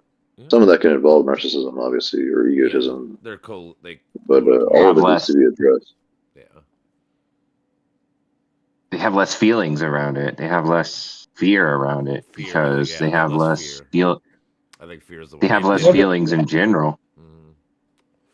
So we have to develop therapies to help them enhance and or develop those feelings. I think it is exposure therapy. I think it's a system that's controlled enough to be able to contain and first contain. So I want you to be able to separate that because you said restructure. That's also correct. So one, you have to have a containment for the chaos, an environment that's can handle whatever the hell they can do, and then slowly expose them to society and make sure it's controlled. That's exposure therapy. In order to be able to function in society, you need to be able to manage your emotions in public. That's what they do. Next is exposing specific behaviors. Okay, what else are we going to do? Well, how to behave in a normal conversation. Or shit, we can even go smaller with that. How they react with a fucking animal. Yeah. So There it's are times when you have to gradually get in the water slowly, and times when you need to jump into the water quickly. Yep. Exactly. You don't want to shock the nervous system. Yeah, I guess that's also quite subjective. Depends on the individual. Yeah. I don't mind shocking some Yeah, I nervous. think a lot of this, because this shit scales. I'm pretty sure it scales. How unempathetic is somebody? Well, yeah, dude, everything, pretty much there's very few things in this life is black and white, especially like empathy and morality and shit. Like, there's, like murder's bad, but like if you kill somebody, defense, it's not. Like there's so many variables. Like, that's why these things are so complex. That's why there's really like no true right answer. But we try to come to some kind of agreement that's best. That I mean that's fair, but also ultimately, like altogether, if everybody put down their weapon, we could agree then nobody would fire weapons at each other. I mean, ultimately. But there'd be a guy that wants to strangle you, though. I agree. I agree that there are a lot of caveats to that. You know what I'm saying? For sure. And that there are a lot of like stipulations to that based on human nature as we understand, right? I agree. Sociology says that doesn't work. But ultimately, dude, if everyone did, then we wouldn't shoot each other. That's just the reality. You know what I mean? So that's where I'm trying to start from. Like it's possible. It's possible in some sort of figurative realm of reality to imagine that, right? And we can agree that in that figurative realm of reality, that's where people stop shooting each other. So what do we do? What are the steps? That's so. I get what you're saying. I would say if people are shooting themselves, what about the person that strangles somebody or whatever? Like there's a lot of people kill. It's not about it's how you get people to stop having the impulse to how do we catch people before the hand? Like that's what all the behavioral psychology and shit's all about. Like how do you catch people before you see these similar things that they all do and shit. They all it's complicated as fuck. It's fun. I mean, yeah. How do we get them to not want to shoot each other? That's what I'm saying. That's satisfy the nervous system. Satisfy the nervous system. If you're living around a whole bunch of triggers, how are you not going to act? How are you not going to try to survive? I think that's harder to achieve than changing the narrative and having cultural narrative changes. Mm-hmm. Rebecca uses the term steal the culture, as in make a new culture or steal parts of the culture that are useful. There are interesting ways to look at that one. But I think that's going to be, the power of words and the power of political movements, that's kind of where change happens, it seems. Yep. But we're trying to move towards that. Like that's how we get to the society that allows for the better foundational parts of the hierarchy of needs, I guess. like Maslow's hierarchy of needs, the first few layers that should be provided by any civilized civilization that is trying to be more civilized than the other animals on the planet. Should at least have these standards. So Vervaeke's a communist? No, he doesn't talk a lot about like politics. Politics just really transformative change, history of meaning in different cultures. He's the dude that did the Awakening from the Meaning Crisis series. But it kind of sounded like you said the society is supposed to provide the fundamentals. Oh, that's me. That's me saying that part. Sorry, I should have clarified that. Yeah. No, absolutely. I think in a civilized society, we should be at that point. I mean, it's absolutely pathetic. The wealth But what gap if is we are? pathetic. It makes sense intellectually. Or what And I think that. Go ahead. And empathetically, intellectually and empathetically, and logically, it's completely reasonable. We just need to reshuffle the resources and the laws. And we could definitely have a better society. But you have narcissists. That's the problem. Narcissists take advantage of any system. Yeah, but You see what I'm saying? That's where it comes back to this. That's why I started with it. can I ask y'all that? How beneficial are narcissists? Well, that is, I mean, yeah, you got to make a system that's more accommodative and doesn't lead to as much narcissism, I guess. I mean, it seems like it really is a cultural, like, I don't mean to talk too much about the West versus the East, but this seems like a very, very Western problem where you have the cultures that are actively encouraging ego obsession, especially through social media and through smartphones and commercials and beer advertisements and the advertisement that's been going on for decades in the same fashion, like dopamine hijacking, limbic hijacking. You may have heard that term. That's incredibly problematic. It's right from the industrialized world. That seems to be directly fueling NPD or narcissism. That seems incredibly systemic to me. Wait, what's fueling it again? I mean, you can just say like a brief words.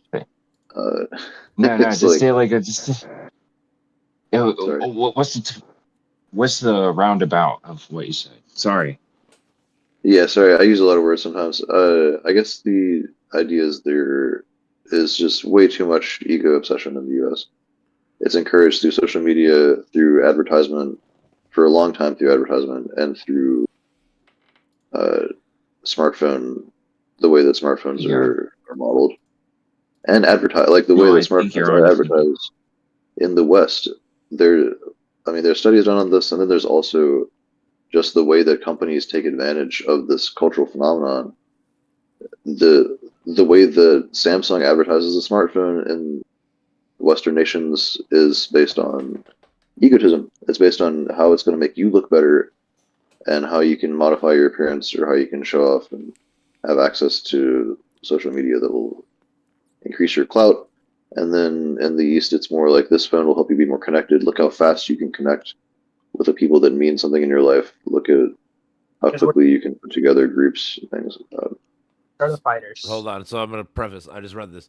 In China, they estimate they have about 4% of their population is narcissists. And in America, it's roughly 6.2%. So we're a little bit higher, but it's not like way higher. I will have to preface. Like, it's close. It's in the ballpark.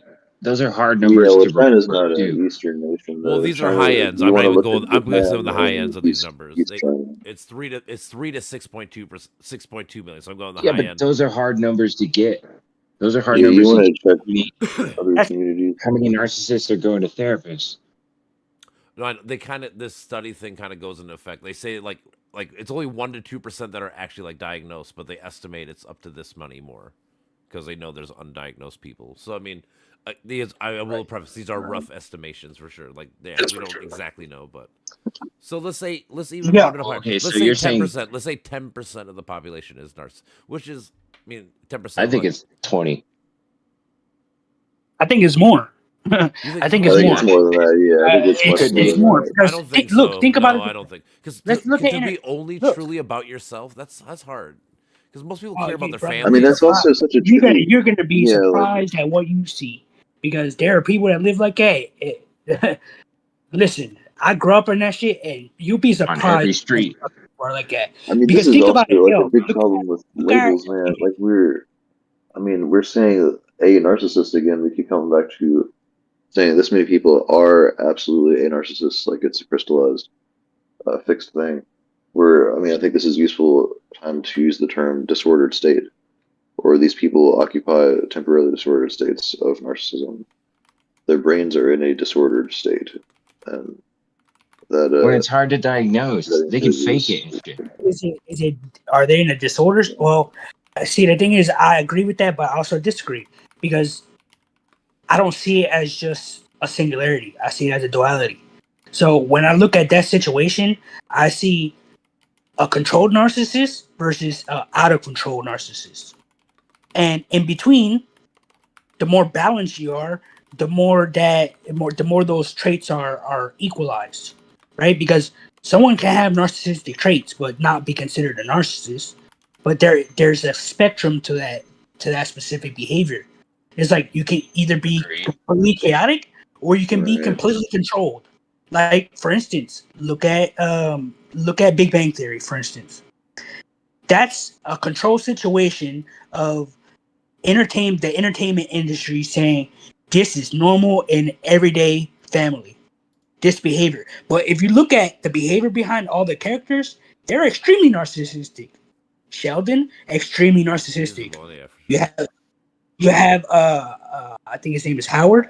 Howard, he's extremely narcissistic as well. He doesn't give a fuck about anybody. But I'm just being a friend. No, you're being a narcissist, and they play it off as it's normal. Oh, they're doing that because they love you. Like no, that's the mentality that the West instills in a lot of people. It's what they influence because we're the fighters of the system. You have the fighters and you have the healers. The East, they're the healers. They're the people that are going to say, okay, we're going to expand on this and we're going to make sure that everything is safe for everybody. Everybody is okay. I didn't even have my hands on the freaking shit. But yeah, the West is like, we're the fighters. How are you going to make fighters tough? Well, you gotta make them follow extreme logic. And that's what it is. It's they're structuring their chaos. And you're out there, buddy. You're on. What were we talking about right? Sorry. What were we talking about right before, Carlos? Right before you went into East versus West? What something? There was something. Sorry. Yeah, controlled narcissism. Controlled versus chaos.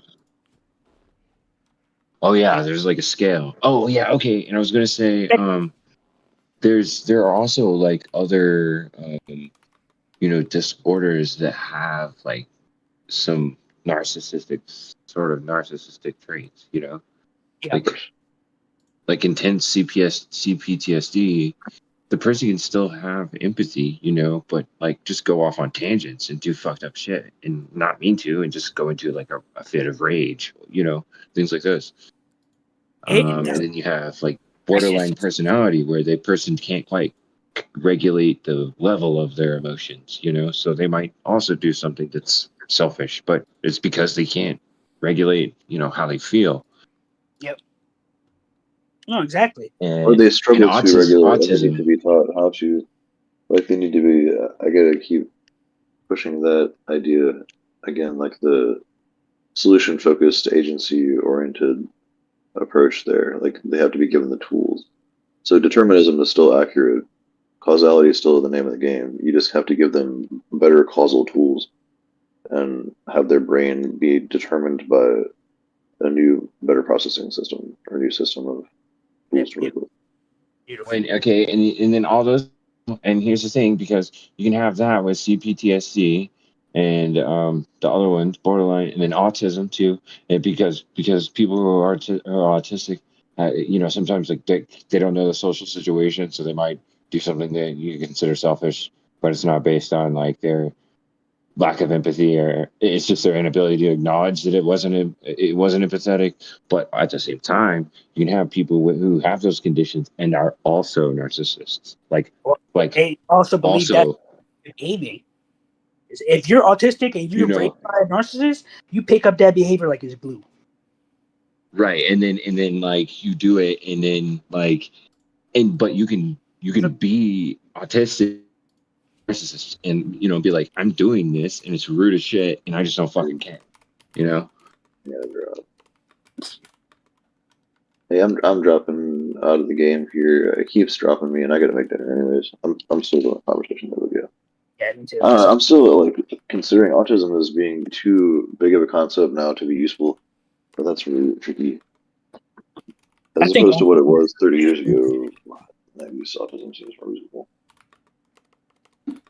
No, man, I've met some autistic kids. Needs to be definitely autistic. Like, yeah, I mean, it's like it's short. It seems like in every single case, it's always shorthand for a cluster of other conditions or a cluster of mentally disordered states. That, when taken, isn't that what they all are?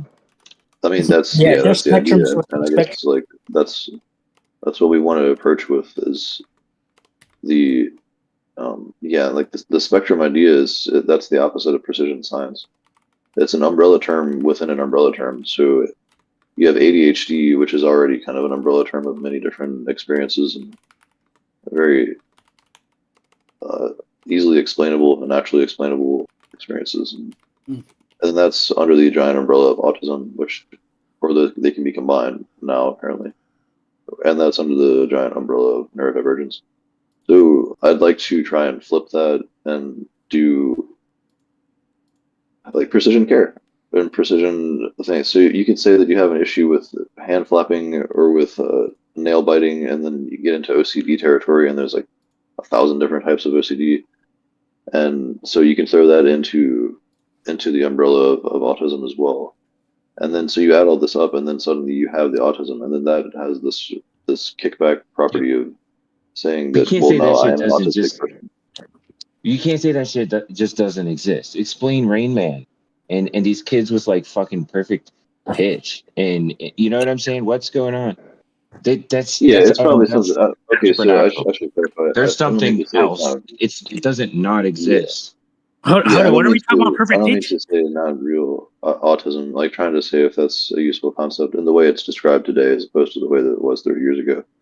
So the way that it was described 30 years ago was more social. It was more examining the behavioral aspects of it and the solution-focused aspects. And the advocates of that time were more open about that. And Temple Grandin and the autistic advocates still are today, the older ones. But now it seems that it's grown to be too big. So I kind of think we need to take a step back and really just go step by step with it. So one example I try to use, or actually I just thought of yesterday, I shouldn't say try to use, just like politics. And when you go to, so we say that we want to do, what's it called?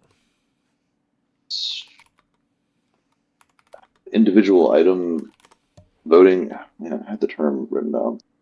So basically we want to do that. Like that, we know what happens when that goes wrong, when we don't have the ability to vote on each individual thing and consider the single issue voting. This is the term. So here I'll say this thing and stop talking.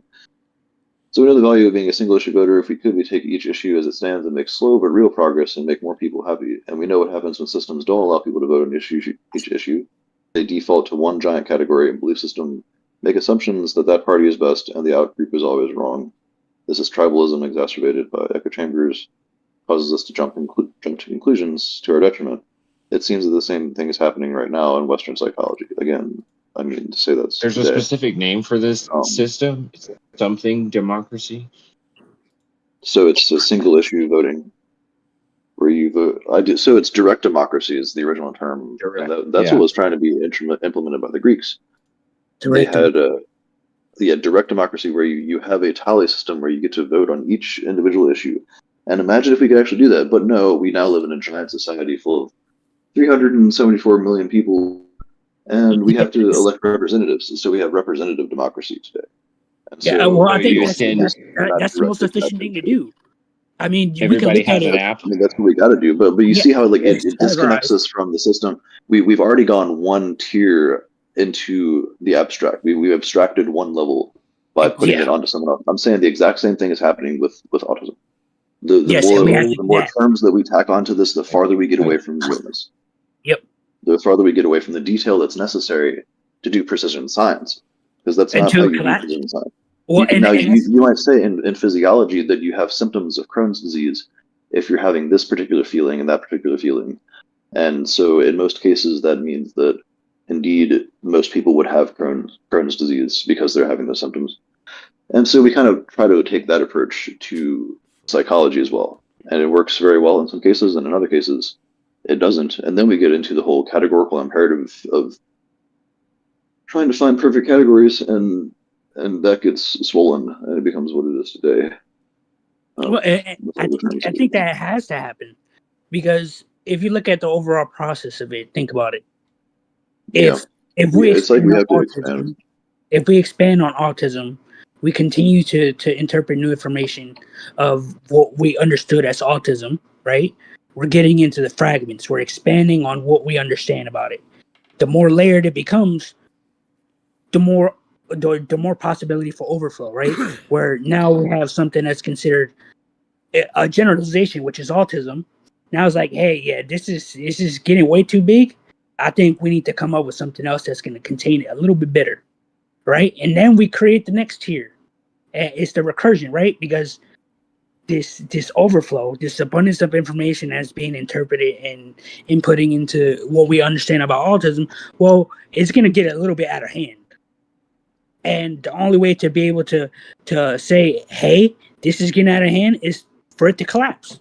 The moment that happens, now we're in what's going to fragments. cause that collapse, man? Like, do you think Well, it's going to be amalgamated into a second civil war between the neurotypicals versus neurodivergents? Well, I mean, we're just going to have too many terms where it gets like Brian. I sent you that essay I wrote a while back on that, and I still don't know. It's definitely a political contention. It is. It is. So let me finish like the rest of this essay. Oh yeah. Go ahead. Let me finish this. So the same thing takes place in Western psychology. Instead of taking each issue as it stands, we jump to conclusions and lump our experiences together into the giant category of autism or neurodivergence, which is the bigger one. We make assumptions that the neurodivergent is more in touch with reality, has superpowers, and also mental disorders that are caused by the outgroup and caused by the society that the outgroup created. That's where the politics come in and the ideology in pop psychology. The neurotypical outgroup has created an uninclusive world that is not meant for those of a different neurotype. Another word that nobody seems to really understand is neurotype. That word uninclusive there is really important too, because the DEI initiative is very much about inclusivity, which I'm very much about as well. Those pesky neurotypicals literally speak a different language than my people. This is the way that people are talking about it now, it seems. This will never change. Brains are not plastic, but they are fixed. Because determinism, because Sapolsky, all that. And why should I have to change when they won't? So that's the existentialist argument. There's also a lot of literature on that right now in postmodern literature. You could call it on just existential defense of identity. And why should I have to do this? The big argument being there, like, I didn't ask to be born. I still don't see a good response to that question either, or that statement, I should say. So why does this happen? We know the consequences of bad science and pop psychology. Why does nobody do anything about this? Is because, well, what we're talking about here. But people just don't know about it. I have a question. We probably, I don't know, I'll answer it the same way. But like, if you had to say which side is politically the neurotypical side, and which side is politically the atypical side, which side is the neurotypical? Which side is the neurotypical? Is it Republicans or Democrats? What do you think? Right, that's going to be conservatives, and that's that's what I think too. What, everybody else? Yeah, for sure. That's where you get the merit-based ideology. So we can already identify that it's been politicized. You know, it's politicized.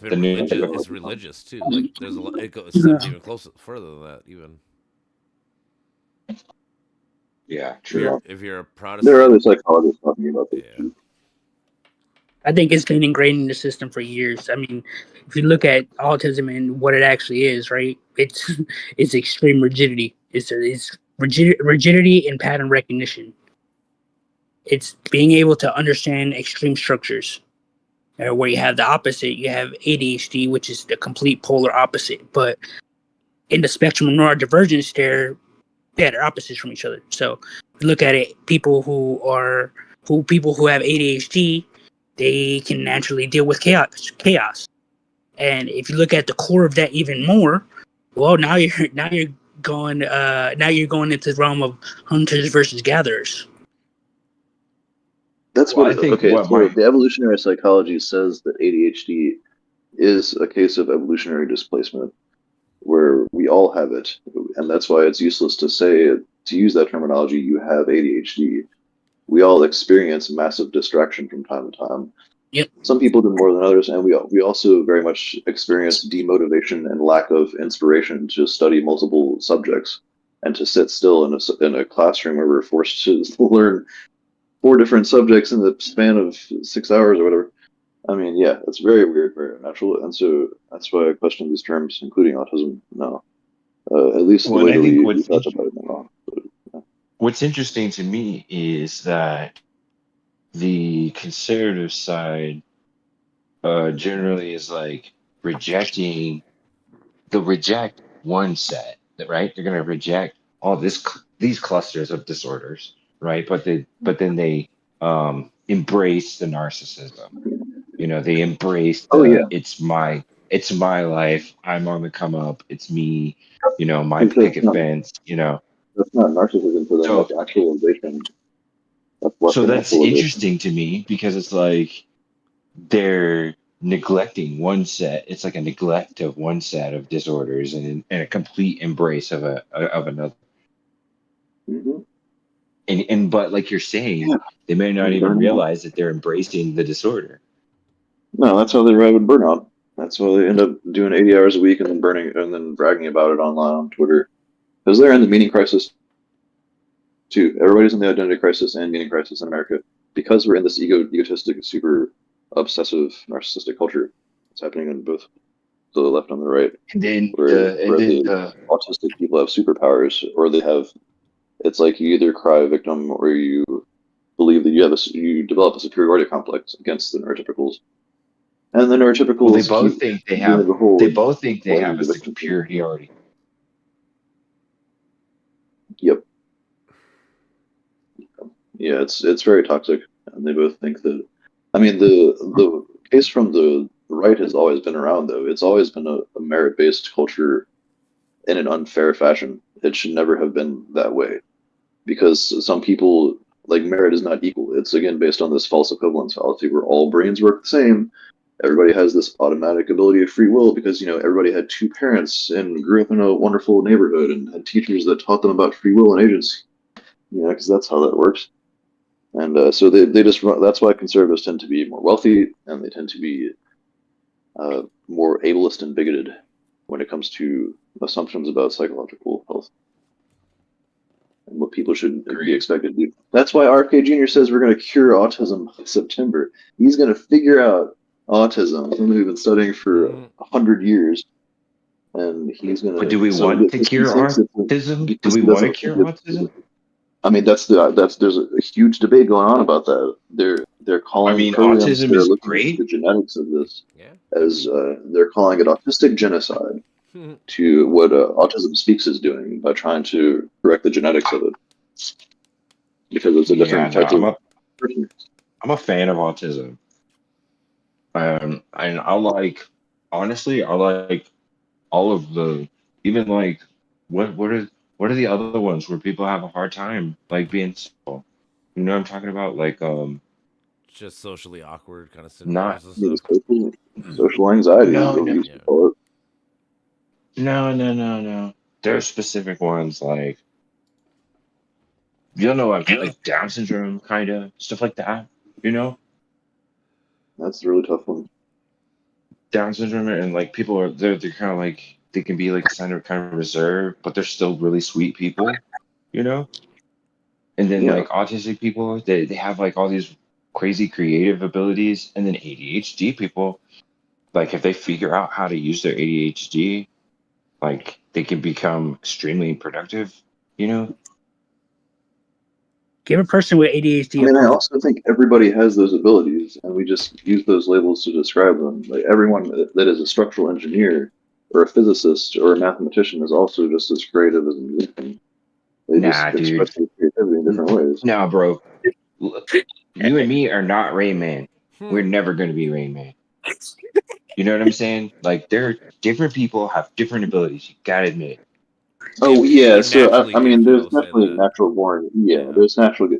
I'm one of those people. Like, I don't like talking about this, but I'm one of the people that can pick up any instrument and play it instantly, and usually I can learn whatever I want, and I'm extremely adept at it in a way Doesn't that's make you much faster better. than most other people. Absolutely, Doesn't that's make why I you don't like better than talking other about it people. Than because it other sounds like people that as a whenever I talk. human. Yeah, But it's yeah, still exactly. cool, and I respect that, and that's awesome. But And we need I'm people saying I like that. absolutely realize that, and I feel kind of I'm very wary of talking about this and writing about this because I realize I have a genetic advantage in that regard. It's I Yeah, think and that helped we're me smart. apply the therapy Just admit that it. It's okay to be I mean, I'm gifted. afraid All that right. might be effective. Hey, you can say that shit loudly. You better. I mean, if Yeah. you can't say it here, what's the point? They, I'm smart in certain things, but you get to I'm that also point where stupid as shit in other areas. I think feel like people need to understand that they can be super smart in one thing and also super stupid in another thing, and that's totally fine. Oh, totally. Like you're the not True. supposed. And it also That's also ADHD. doesn't Like make we us said, better that's people. ADHD. No, it doesn't make you better or Yeah. anything. I'm just saying that's where I go back to like we're a society. Like you're not supposed to know everything. Like we're not supposed to be the best at creating everything, whatever. So you got to rely on other people. That's where we're all got to fill the gaps that we fail at, and that's why society as a whole hopefully gets Exactly. better. So Yeah. filling in those gaps that you're failing at. So the word failure there could be seen as ableism. I'm really trying to like take this to the extreme here. No, I get you. That's So fine. politically, you know what I'm saying? Like the idea, the conservatives love that idea that you should be all that you can be. That's literally what they say in the army. You should self-actualize and reach this self-actualization that Maslow talked about, and just ignore the community actualization and the other things that he theorized about connecting with the rest of the world. But like that idea that you should try and continue to improve yourself, that's seen in all belief systems, but it gets taken to kind of a individualistic extreme in the West, I'm afraid, in the conservative party. Just like that merit-based idea, this is the place to maximize on your skills and your talents, and the way to do that is through monetization. And if you aren't monetizing that, then you aren't worthy, and your ikigai is not fulfilled, or whatever. Yeah. Well, and then you also have the problem of cognitive dissonance, where even if we did prove the free will versus determinism argument perfectly and share it with the world, half of them still wouldn't believe it. Right. I mean, it's hard to make assumptions about cognitive capacities, and I am afraid that having intelligence or IQ advantages over other people makes therapy easier. And of course, that suggests that the opposite is true. If you have a lower IQ, then therapy is going to be a lot harder. And so, if you're a narcissist with low IQ, then well, you probably can't do as much damage to others, but it'll probably be harder to correct your own problems. Yeah, but you can also Maybe. be a narcissist with very high IQ. Yep. And that's But I would say concerning. that would make it easier. I think like, that can would be. make it, I don't know. Can I, That's hard. yo, so have you guys ever met a person with the extremely high IQ? I know a few. I guess Yes. like my school days and shit. I know some smart ass people.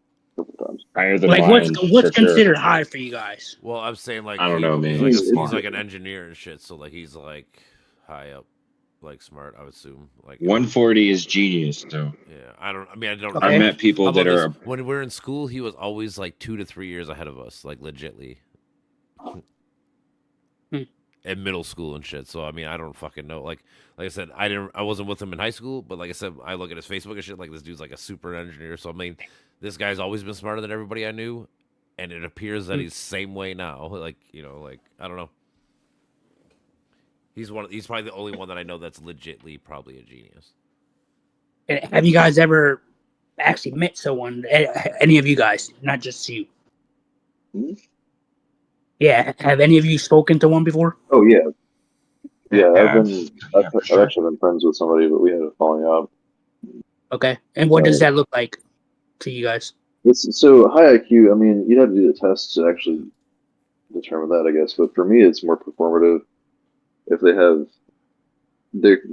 a very quick processing system. They can process information extremely quickly, and they can do so in a way that's productive and streamlined and communicated in a way that shows they have a very good grasp of it, and they can do so with multiple subjects. And those are pretty rare.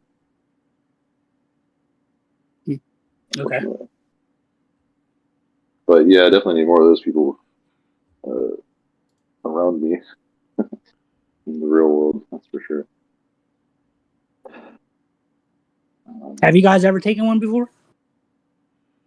No, probably not a real. I mean, there's ones like on the internet that are fake, so I'm assuming not like a real one. But I would love to.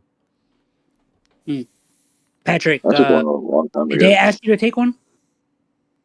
No, I took one a long time ago. ChatGPT says my IQ is probably 140 or somewhere around that. Anybody else? I'm same. Hmm. 139.8.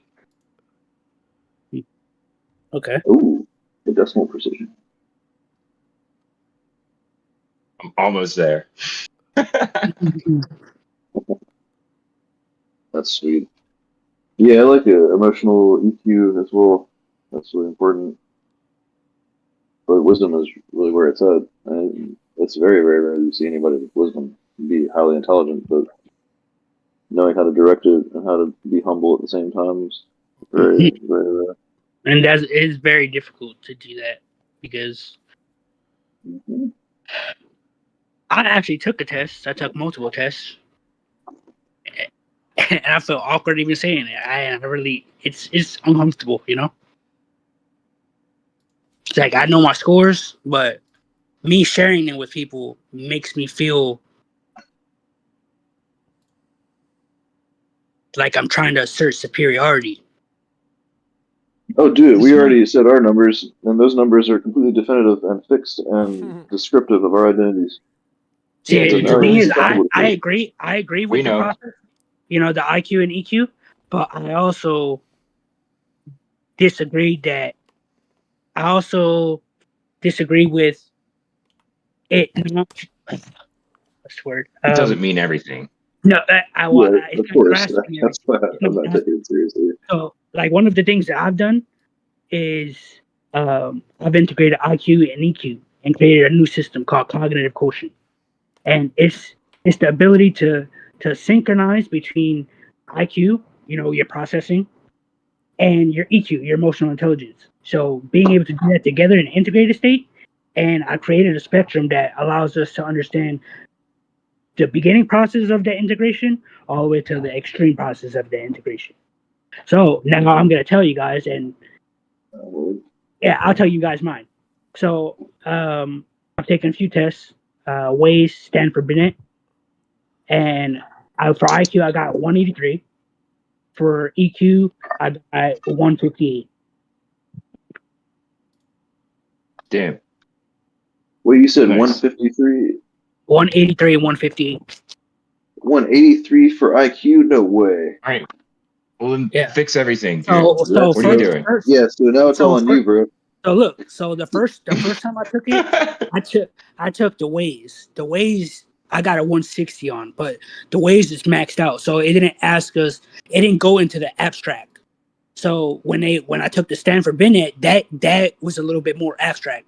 So they'll ask you questions like what do you call it? The 3-door question. You guys familiar with that? It's like it's a probability question. It's a probability question. Oh, like But- is it like the yeah. whatever Yeah. game, the Let's Make a Deal game? If you get to the end, do you switch your door? That question. Yeah. Yeah, you don't switch. So like a lot of the times they use that for probability to understand, okay, does he get the question in this way? But then when you start getting to the extremes, above 160, they look for different answers. They look for abstract answers. Okay, so what can you, aside from what you're processing, aside from the answer that we're looking for, what else can you expand on? And that's pretty much what it is. So they're measuring through your abstraction, through what you can expand on. So, for instance, one of the questions I had was a pattern recognition test, and it was the 9 boxes with different patterns. It was 3 different patterns. So, so when I did that one, I expanded on it because I was like, well, what the hell do they want me to answer? Because for me, I saw it in a whole bunch of different ways. So I gave them the answer that they wanted, but then I took it and I restructured the actual question that they were looking at, or what the actual representation of the problem that they gave me. And I said, well, you gotta look at it this way, and they'll scale you according to that. Anyway, it's a lot of details. But yeah, I took that first, and then I took the Stanford Binet, and I got to 183. And for EQ, my first session with what's it called, Superwell Collective, with that Rachel Fell girl, she recommended it to me because she said, well, I see a lot of me and you, and I was like, okay, like what is that supposed to mean? So yeah. Anyway, are you guys getting married? Yeah, I would love to marry her. Brother, you have no idea. I would love to marry her. But she has a boyfriend. Oh. She has a boyfriend. Oh wow. It's super sad. This is IQ 183. Yeah, when you talk to somebody at that level, man, it's beautiful. It's so satisfying. It feels weird saying that out loud. I've never done that before. Yeah, I don't even know what you're talking about. I'm only 140. I'm stupid.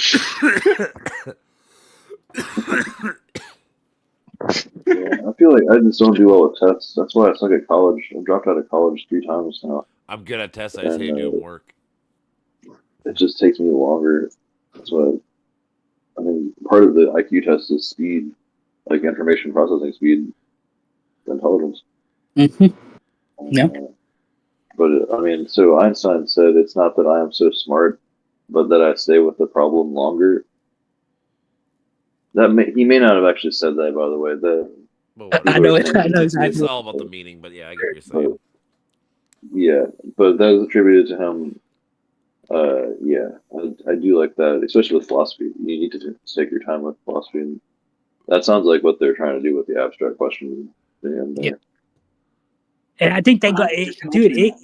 It's crazy because what they look at it as IQ, but when you get to the extremes of IQ, it starts to turn into high EQ, which a lot of people don't tend to grasp. It's like you realize that you're getting into the fragmentation of information now, and at that point, it's no longer about precision. It's about depth, about understanding emotional depth. And when you do that, then it's like you're operating at a highly intuitive speed, I guess. Yeah, like you're operating off of intuition.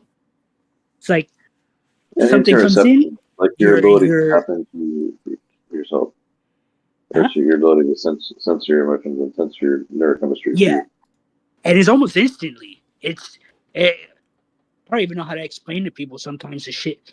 Like, when you guys talk about shit that I've never even fucking talked about before, it's like I immediately understand the underlying pattern.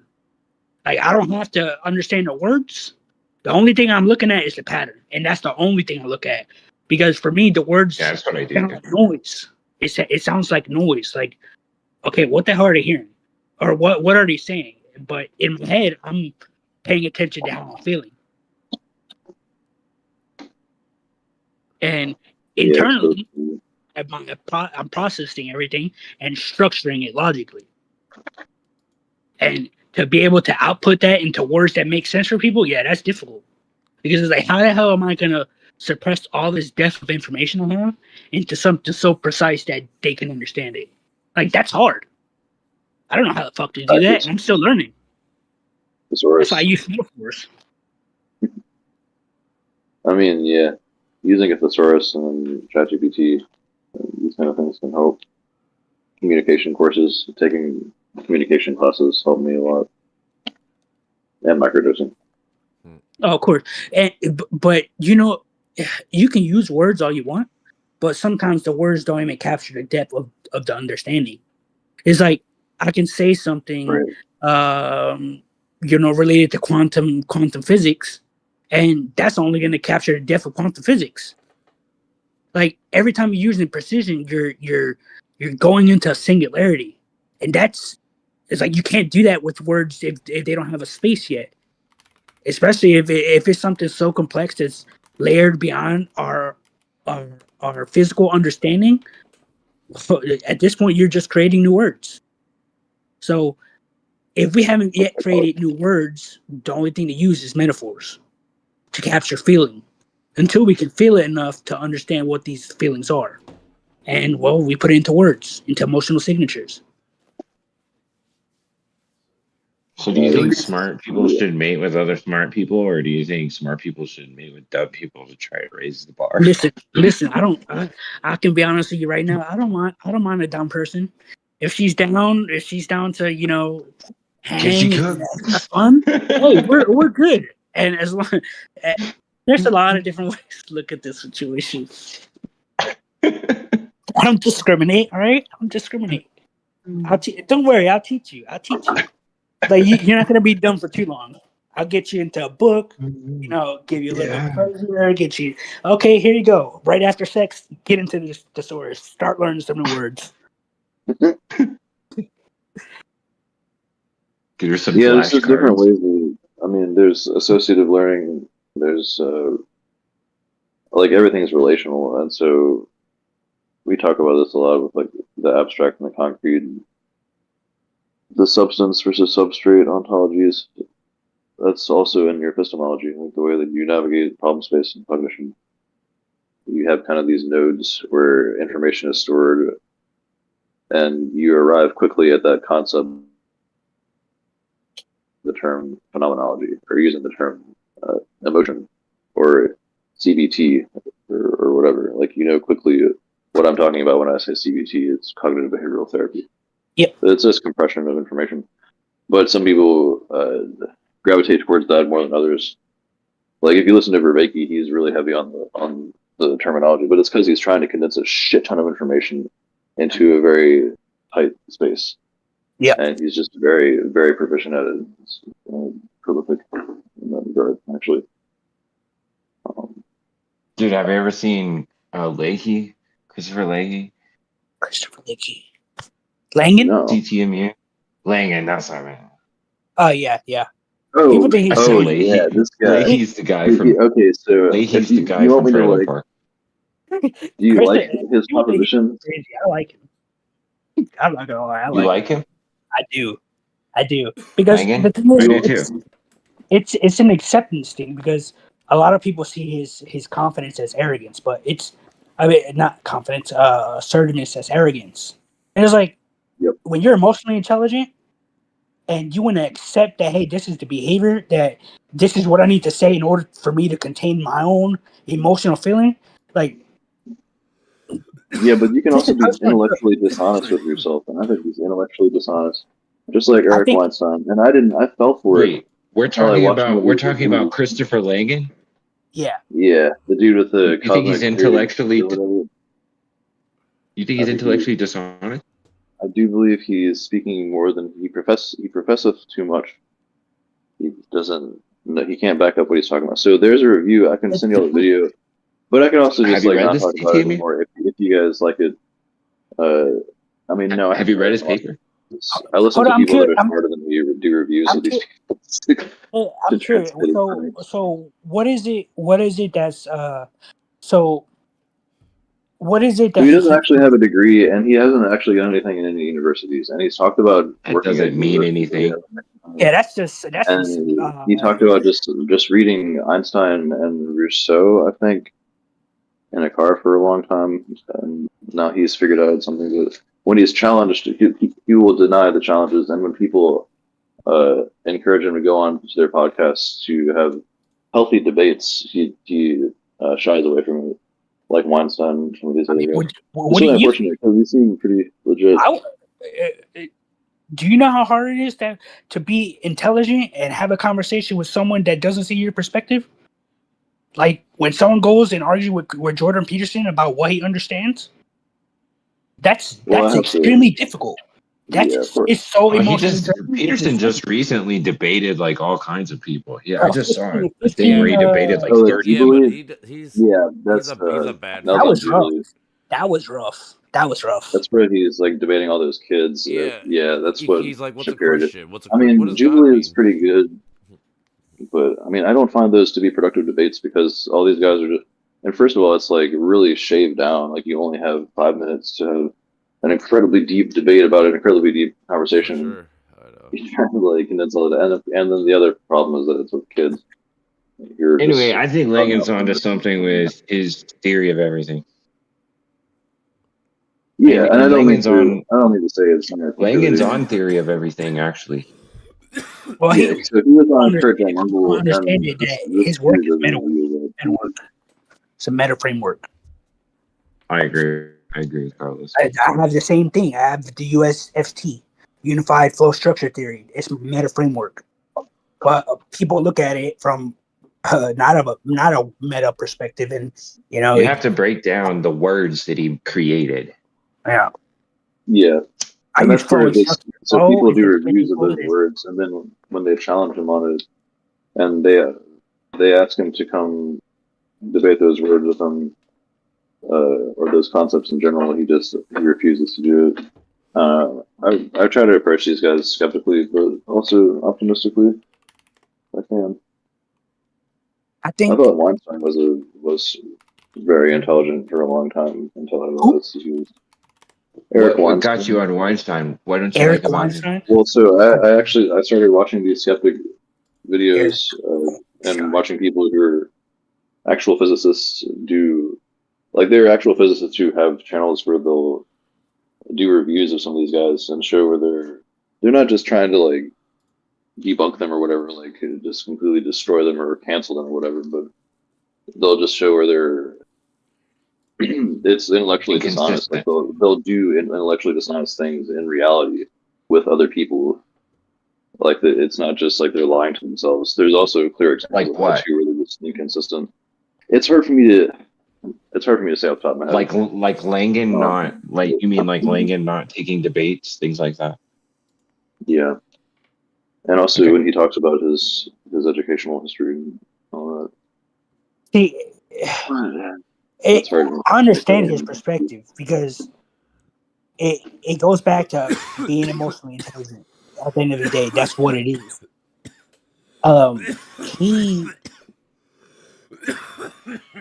When he speaks, there's an emotional resonance that speaks to you.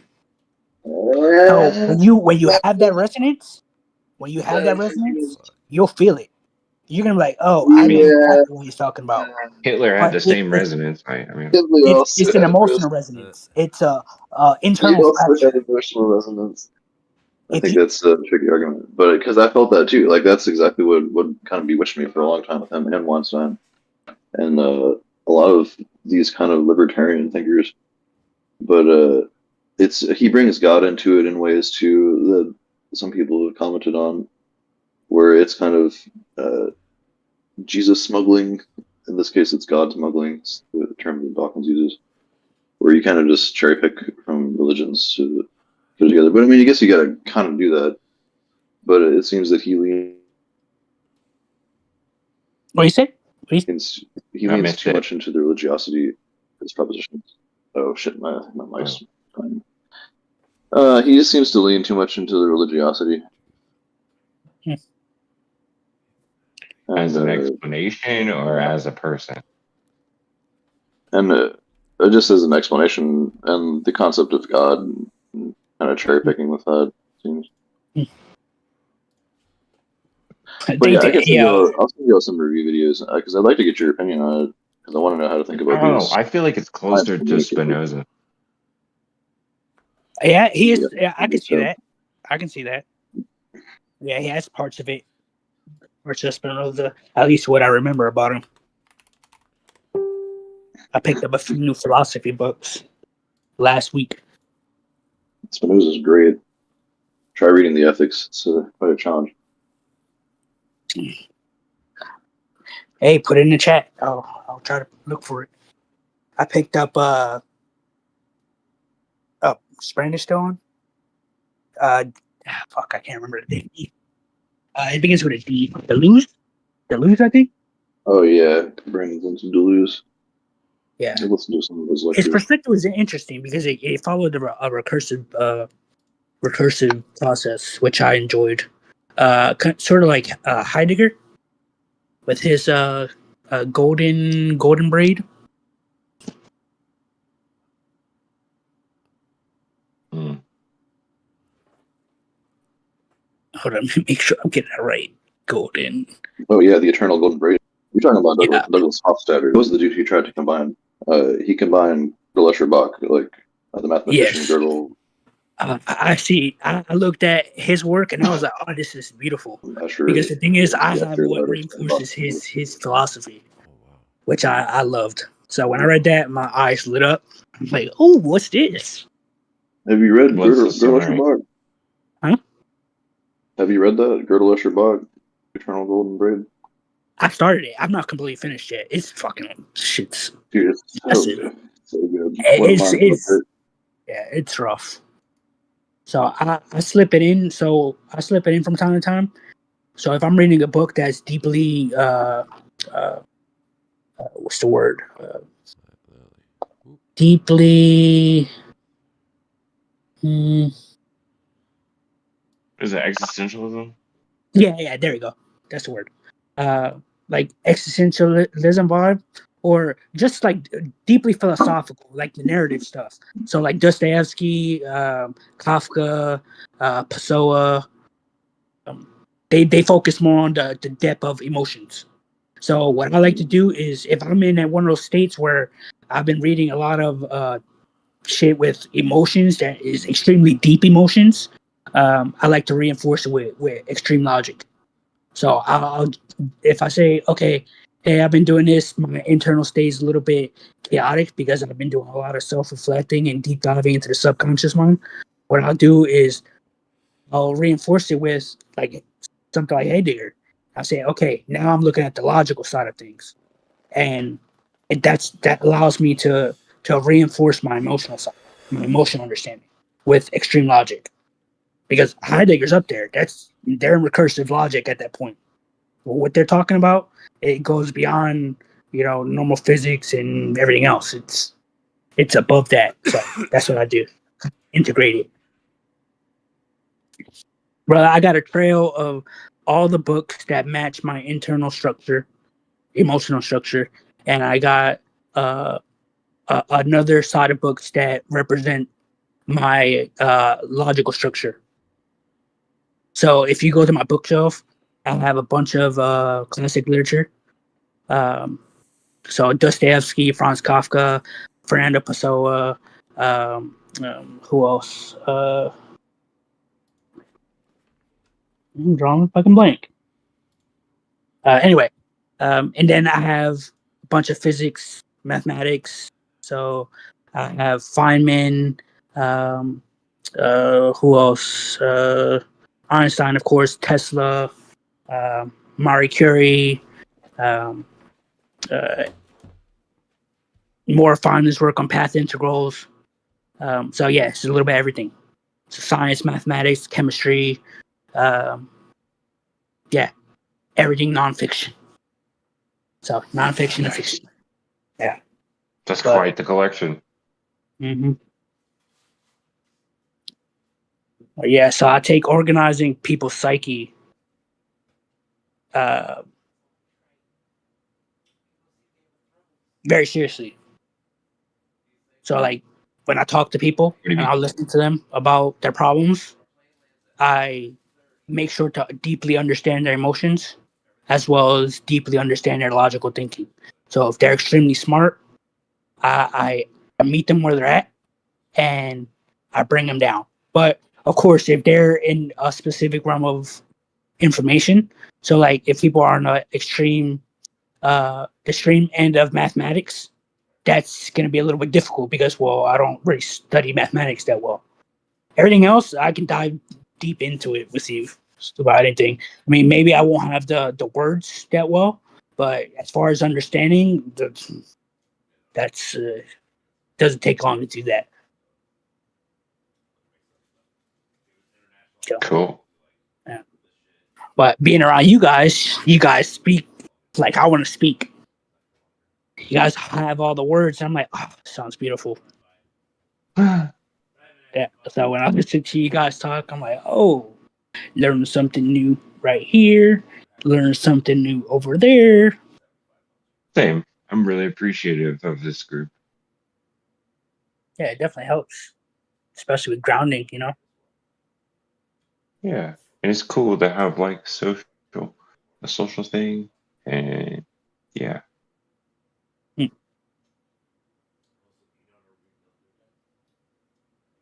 Oh, Brandon left. He gone. He's like, I don't fucking like it. Nah, he's probably sleeping. It's 12:21. It's maybe. I'm probably about to head out here. Yeah, it's getting there. I feel like I've been hogging up the conversation at the end. Nobody was talking. Yeah, I don't know if I gave enough time for people to talk. it was all great, dude. Thank you. Hold on, I'm gonna roll a couple seconds quick.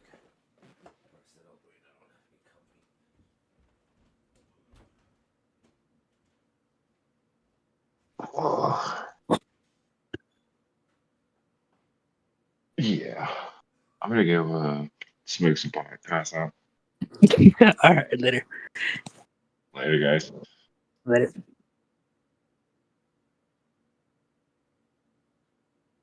Oh shit, I can't figure out how to close it. I'm only 140 IQ. Yeah, you're gonna be around me. Like, oh man, dumb. I think I'm stuck here for a while, guys.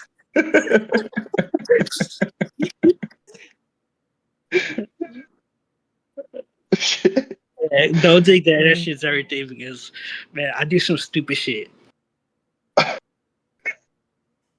I remember one time I was working this tool, right, and I didn't realize that it was a 5-star socket, and I was like, why the fuck isn't his bolt going on, or why isn't his bolt the fucking socket gripping the bolt?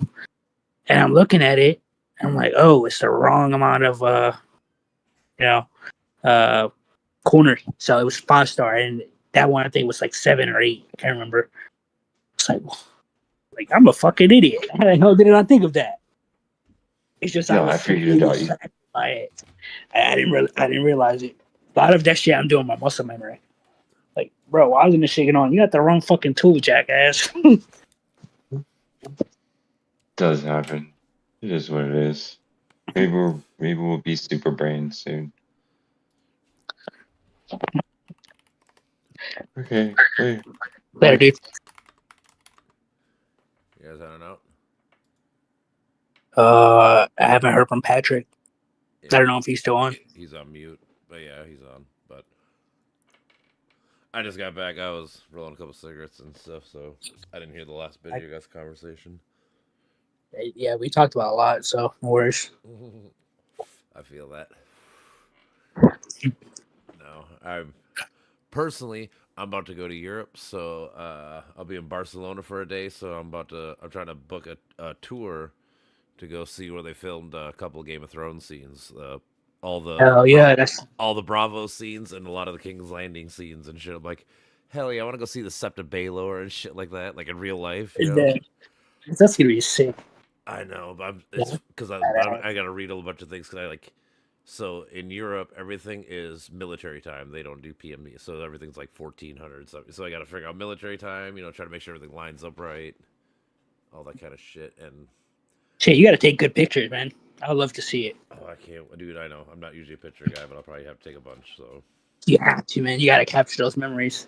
Your brain's not gonna remember them forever. fuck no. Also, this will be the first time I've ever left this continent, North America, Oh, South America. Like, I've been to Canada, so I mean, I've been out of the country per se, but never anywhere for real. So this will be my first real. hey, that's gonna be a first experience. Yep. That's a good area. That's a good place to pick for your first time. So I'm taking a cruise. So we get to go. We start in Barcelona, then we go to Italy. I get to go see. I'm gonna go see Mount Vesuvius. I'm gonna go see Leonardo da Vinci's house in his museum that's at his house now and shit. So I get to go there. I That's can't wait. badass. That's the one I can't wait the most. Oh, that's nice. I Yeah, know. you definitely got to take pictures. I gotta see that. That's Oh, nice. I agree. So yeah, Like I said, dude, like I'm not a picture person in general, but I'm gonna have to take a bunch just because. Yeah, this is once for me because I'm not rich like that. It's a once in a lifetime. yeah. I mean, anything Da Vinci, you gotta take care of. Well, man, Yeah. the thing is, yeah, dude. For someone like me, like I worked my whole life to have, take care of family and all that kind of shit. It's like this is my first time I get to like splurge on us, like on me and my lady, like actually going out and doing something just for us and having fun. Hey, that's good, man. You deserve that. I think it's important to have that time for yourself as well. I Yeah. think when you have kids, you want to make sure that they have the best life, and that they don't go through the shit like you went through. Mm-hmm. And but it's also important to step away from that too, to say, okay, are we gonna take care of ourselves? We need that time to just let loose and be free and be expressive, be our child self. Yeah, for sure. I agree. I mean, the thing is, I try to remember, like in general, like if I'm not, let's say, like mentally health or whatever you want to call it, like if I'm not happy, if my day's Yo. fucking going bad, what up? If my day's going bad, usually it's like I'm making my kids' lives worse, and it's one of those like it trickles down. So like, Yeah. like you have to have your own. You have to have It your rolls own mental downhill. health. Yeah, if I don't have my mental health as a parent, like if I'm not sane, if I'm depressed or whatever the fuck it is, it's only gonna affect my kids. So like it's one of those things like people gotta remember, like you gotta have some me time, you gotta have some happiness in your own life in order to even make your kids and down the line fucking have a better lives and stuff too. Like it affects everybody. Yeah, it really does. It does. It's a fractal. It's a fractal representation. We always Yep. carry a piece of the people who take care of us, and it's up to us to reinforce that, right? Yeah, for Yep. sure. Don't repeat the same All right, y'all, negative. I'm out of here. I love All it, right, my man. brother. You say- Peace out. Yeah, it's Later. like anything. It's a fine line because if you do too much me time, then it's not good. But if you do no me time, it's really fucking bad. So Yeah, balance it out. yeah, that's what I mean. Yeah. That's it's like those things in life. That's why I try to stress people too a lot. It's just like doing drugs, it's not bad.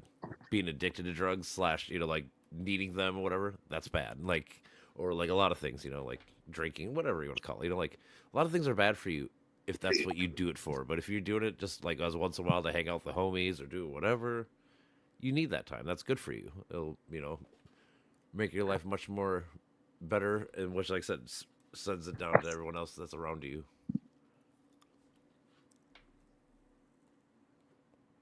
But I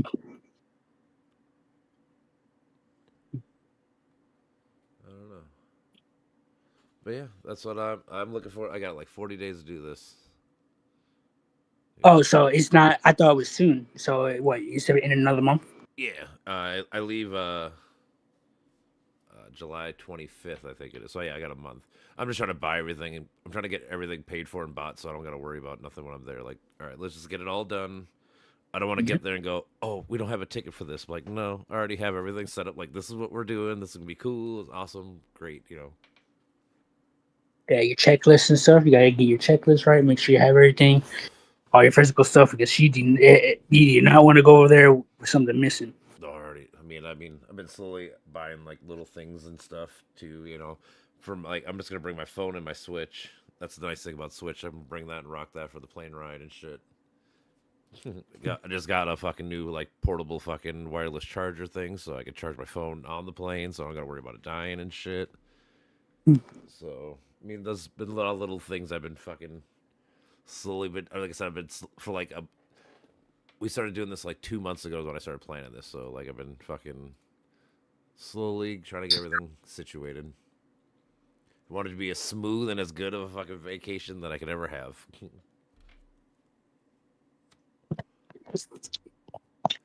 Yeah, first time. That's the most important one. At least for me, it was. You know. I feel like it is because it sets the tone. Like, how about this? If it were to not be awesome, then I might not go on a cool vacation the rest of my life. You know, but like if it is super cool, maybe it's something that I want to build up towards later. Where it's like, I want to now go to like Australia or Brazil, something, you know, something different. You know, let's go somewhere else. You know. I promise you, you're gonna go over there and you're gonna like, oh my goodness, I want to go somewhere else. Oh, I think so. Especially like I'm not even religious, the but I'm gonna go to the Vatican and see Ursula Basilica and seeing all that shit too. Oh my god, it's gonna be so awesome. It is an experience. It's like there's something different about the East. I think so too. I went to London, to Edinburgh, and Oxford. Oxford, yep. And yeah, it was different, but it made you feel different too. Yes. Beautiful experience, and that's what's gonna make you feel like. I think it's like anything. It's different culture. I always use culture because it's the best word for me. But like you get that different experience, so then like you get that part of you for the rest of your life. Like no matter what, like it's one thing to read about something or hear about something, but it's one thing to actually be a part of something. Like, you know, for you, like it was actually experiencing British culture. Like for me, like for my girlfriend and us, it was big into like Italy, but like we had to go to Spain too, like go to Barcelona, like I said, and get to experience all that shit too. Like, dude, we get to experience so many cool things, and hopefully for the rest of our lives, I can take that with me and be like, dude, we're gonna remember having like super authentic. Like we're gonna go to Tuscany, whatever, get true Tuscany food and shit and wine and all that stuff. Like, that's just gonna be nuts. I can't fucking wait. Like I said, it's been one of my top things I think about for the last like month because it's all I just want it to go awesome because I foresee it being the best thing it could be. And I'm trying to make it reality. It's like anything else.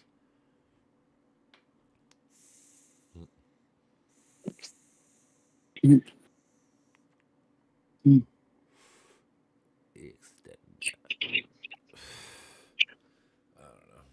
Besides that, I don't know.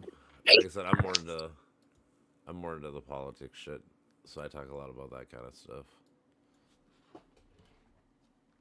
Yeah, I can see that. I remember the first time we talked about, or I heard you and Brandon, what were you doing?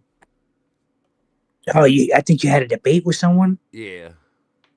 Yeah, and I was like, oh, this guy really knows about political stuff. Like, I don't really talk politics like that, but I think I've been introduced to more people who talk about it a lot. Mm-hmm. So it's something I'm still learning. So I get but it. So like, yeah, I can see the underlying pattern with it. It's for me, I just see it as a reinforcing play. You know, like yin yang, chaos and order. You know, each person has a role. Yep. That's the way I see it. It's just a how do you call it, like a tree, the tree graph. It's something they use in chess. Tree system. And Let me see. Tree system. No. Wait. I'm not sure. I'm back again. I love you, brother. So like I equate it to like philosophy is downstream from politics, which is downstream from morality, which is downstream to like people's like choices and beliefs. So like it's all intertwined. Wally. What up? Wally, can we take a break from fucking politics for once? I do not want to chat about politics. We haven't this whole time. About the underlying. But you know, it's the same shit, different day. Same shit, different day. He tries to do an executive order, it gets blocked. I know, but now we have like legit war going on with Iran and Israel. Like, there's actually like a little bit different than normal, but it is bad. But. It's a proxy war. It's a proxy war. That's all it is. I would proxy say war is. Proxy wars or whatever. This is actually like the first time it's not proxy. It's like open war. Like Israel actually attacked Iran, not a fucking proxy, and they actually attacked Tel Aviv, not a proxy. Like this is the first time where it's like these are major cities and shit. Fuck the Middle East. I mean, I kind of fuck the Middle East. But no, the Middle East can never cooperate 2, it was ruined by Prince of Arabia. 3, it's just a shit show. The only thing they got there now is oil until next climate change. Except for They're- UAE. UAE's trying to be Vegas, but I get what you're saying. Yeah. And then the biggest, most important one, fucking Sharia's law. Fuck, I don't care if you're Islam, but if you want to enact Sharia's law, you deserve a fucking bullet in your fucking head because you are anti-human. You are anti-human. In general, if you're if you're a person that wants to like kill gays or kill anybody because of their beliefs like that, yeah, you're a piece of shit. Like, but yeah, you just can deserve be, to die. yeah, I have no problems with you being a Muslim or a Catholic or whatever. Like, but once you start being the extremes of these things and start saying like this, like, well, now we have a problem, right? It's different, like, exactly. So I will preface, like, yeah, I know a lot of Muslim people are fucking super dope, but yeah, the ones that are super like the extreme people, yeah, fuck those people. They're pieces of shit. So my question to you guys: do the extreme people have a purpose? Nope. They don't. I would. Oh, it gets to a. What if they're the people? They do have a purpose, but not a good purpose. They do have a purpose, but not a good one that allows them to be living. Hey, I think the purpose is a purpose, let alone it's a reinforcement. So think about it this way. Yeah. Think about it this way: if a problem got out of hand and needed to be reinforced, how would it look? Would it look good or would it look evil? Evil for extremists. Okay, I think evil regardless. So, yeah. Well, good can be evil, and evil can be good. So I think we need to be able to interpret that because there's going to be specific people that do a specific job, and when something gets chaotic, guess what? That extreme, that law that they have, or whatever the hell, them killing, gays or whatever. That's the people who are on the border. They're the people who are saying, okay, this is as far as it's going to get. It's not going to go any more. It's not going to go any less. We're going to create this border, and we're going to say, if they're gay, we kill. That's a boundary. If you look outside of the dynamic, and look, I hate it as much as you do.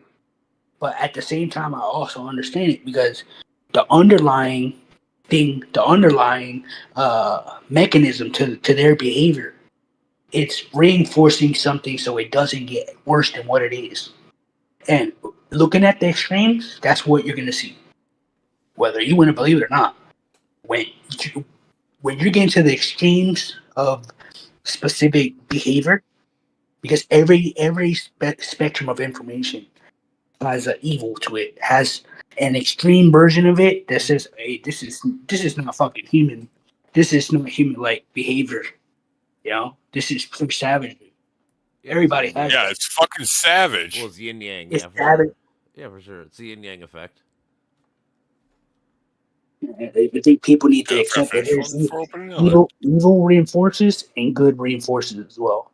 It's a common ping pong battle. That's what it is. It's always been that. There's people that are painted like the monsters, but there are also people that are monsters that are painted like the angels. No, I get that. No, for sure. Extremes can be good if it depends on how bad. Like anti-Nazism. Well, not even. As long as I was gonna say there's times like that. My point was gonna be like in a slavery issue, like if you're anti-slavery to the extreme, right? Like that's not necessarily a bad thing. So it doesn't necessarily I try to remember things are just things, like it's the outcome of it that makes it the good or the bad thing. Like being extreme itself is not necessarily bad. However, like in today's modern society, with the extreme left and right going so far away from each other where they can't agree, I think it's that part makes it an evil act because now it's becoming a negative to society as a whole because now we hate each other. Like I was talking to my buddy yesterday, and he's like, what's nice about you? We can bitch and hate each other politically and talk shit, whatever, but in the end, I know that you fucking don't hate me and I don't fucking hate you. We're just talking shit. Like, like we know we're just blue collar people or just whatever, we might disagree, but like, and it's like, you know what? We need more of that. Like, we got to understand that you and I are A, just people. B, we live in the same country / state and everything. It's like, dude, we really have Slash a lot planet. yeah. Well, that's why I say we're We- humans. Like We're that's the why- same fucking race, You for know, like, all Christ's this sakes. shit's We like, are you know- literally the same race. But yeah, but we need to have able to have disagreements, but actually come to like some kind of like compromise middle ground with. But I feel like if you're more in the middle, if you're a center right and a center left person, you can compromise and come to kind of agreement. If you're the extremes of these ends, like I'm saying, if you think that everything's a Jewish takeover and the other end is fucking, there's no bad people on the left, like no black people commit crimes or whatever the fuck, it's like those are extremes. You can't. Those things aren't real, like pretty much. Like they're fake worlds. Like we gotta get to the more like, real. Like this is what Live real in world is. reality. Yeah, you know, like reality. I don't hate the person that votes Trump necessarily. Like now, if you're like a person that like goes like January 6th, and you're like more extreme on that end. Oh, Yeah, fuck yeah. you. You know, like but like your average. Like I always say, like my dad votes red no matter what. So like he voted Trump, but like he's not a Trumper. Like he didn't do it like that. You know, like he's not a Oh, my dad fucking did. Oh yeah, but there are people like that. I'm saying there's different levels, but you know, but that's what I'm saying. Like there's center right people, and there's also the extreme right. Same as there's the left people, and there's I always say I'm more center left. I'll talk shit about the left people because you know what? Some of it is stupid. and I They're get that. annoying. Yeah, well that too, but some of it is like too far. Like especially right now, like I get like I always say, like you got to do little small steps. You can't do big steps and get the big change you want. You got to fucking we have progress. You know, like. Guess what? There's racism now, but guess what? We're not lynching and killing black people no more. So like it's gotten better. Yeah. I'm not saying it's perfect. It's not perfect at all. But to not acknowledge that we haven't got anywhere closer is just wrong. You know, like or you're lying or you know, like Wally, it's like anything. It's like anything you're adjusting mechanically. It's like society instead of doing. Sorry, Yeah. excuse me. One gigantic fucking adjustment, hoping it works. You make tiny little adjustments at a time, and you get to that problem. You know. well, yeah, you're not gonna fucking fix the whole engine when it might just be like a loose nut. Like you're gonna check your nuts first. You're gonna check this first. You're gonna check this first before you decide to fucking blow. the I'll whole check thing your up. nuts. Hey. I love it. No, you but know, no, but I'm just saying, but exactly it's the true. same analogy though. Like you're not gonna fucking just go right to the end and go, hey, I just need to get it all replaced. Like no, you're gonna have a homie check out this part, see like you know, diagnose what the fucking problem is. Yeah, exactly. and it's all based on our cognitive overload. Our cognitive Yes. dissonance. For sure. We can only handle a specific shift at a time. Well, that's our prehistoric Stone Age brain. hmm What we've been doing it. That's how we handle complexity. Layers. Yeah. The only way it can be introduced. If there's a problem that needs to be introduced into a system, So you can't just jam it and hope it's going to survive. No, you're going to understand the collapse point.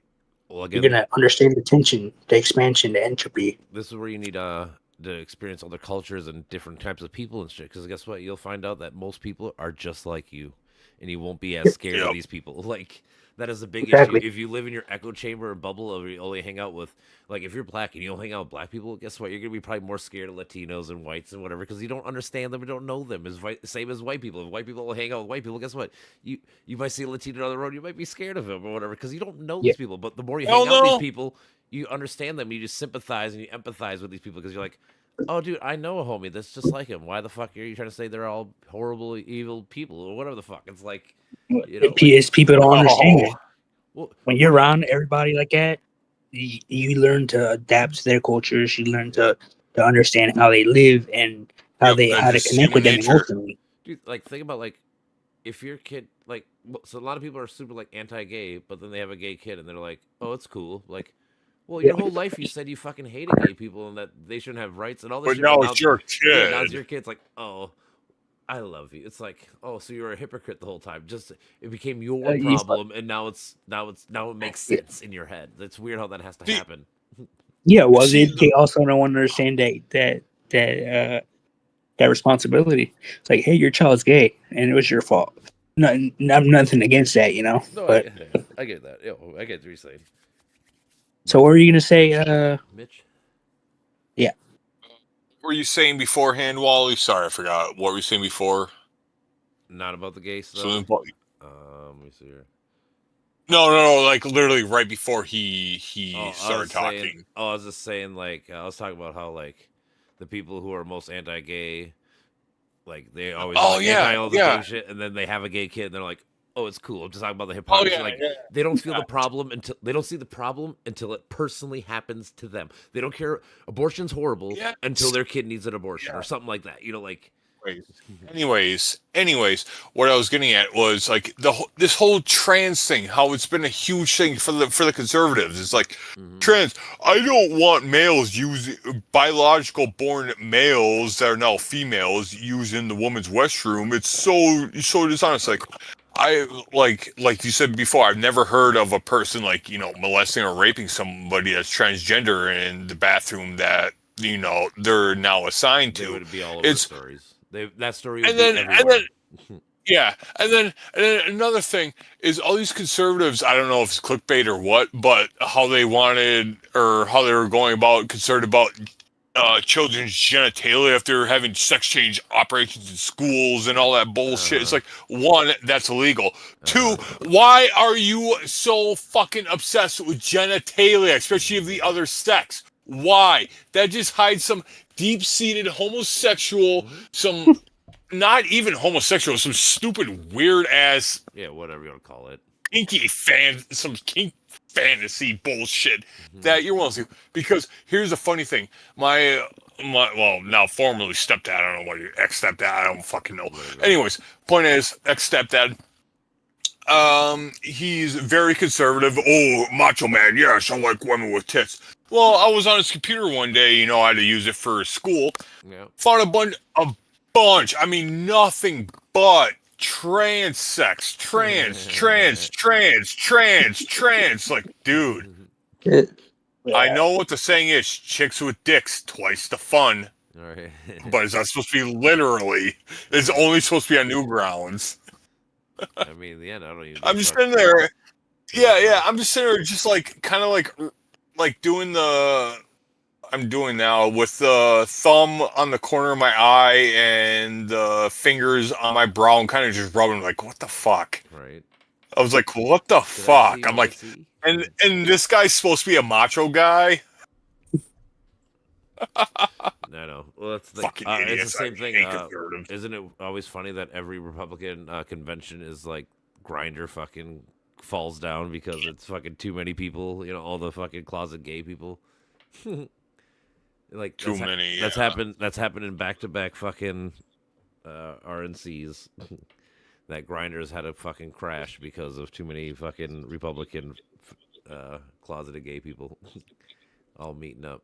I don't understand why they vote Republican. I mean, I guess they're brainwashed. But in their closet is. Well, but still, just like you got to be true. Yeah, you got to be true to yourself, man. That's number one. That's rule number one of life. Be true to yourself, because if you can't be true to you, you can't be true to other people. Since you're lying to yourself, you're going to continuously lie to other people. Since you believe in this lie that is yourself. I get it. I mean, I do get it.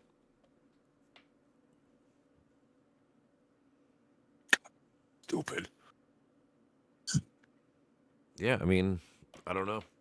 The thing is, I think that I think a lot of it's they're brainwashed, like because let's say you grew up in an only Republican household and all that kind of shit. Well, yeah, you're kind of gonna be brainwashed. Be like, well, at least like they might hate me on like this gay shit per se, but like on taxes, they're for me, right? On this, they're for me. Like they try to give them like that one breadcrumb that makes them come back to them. I feel like that happens quite a bit too.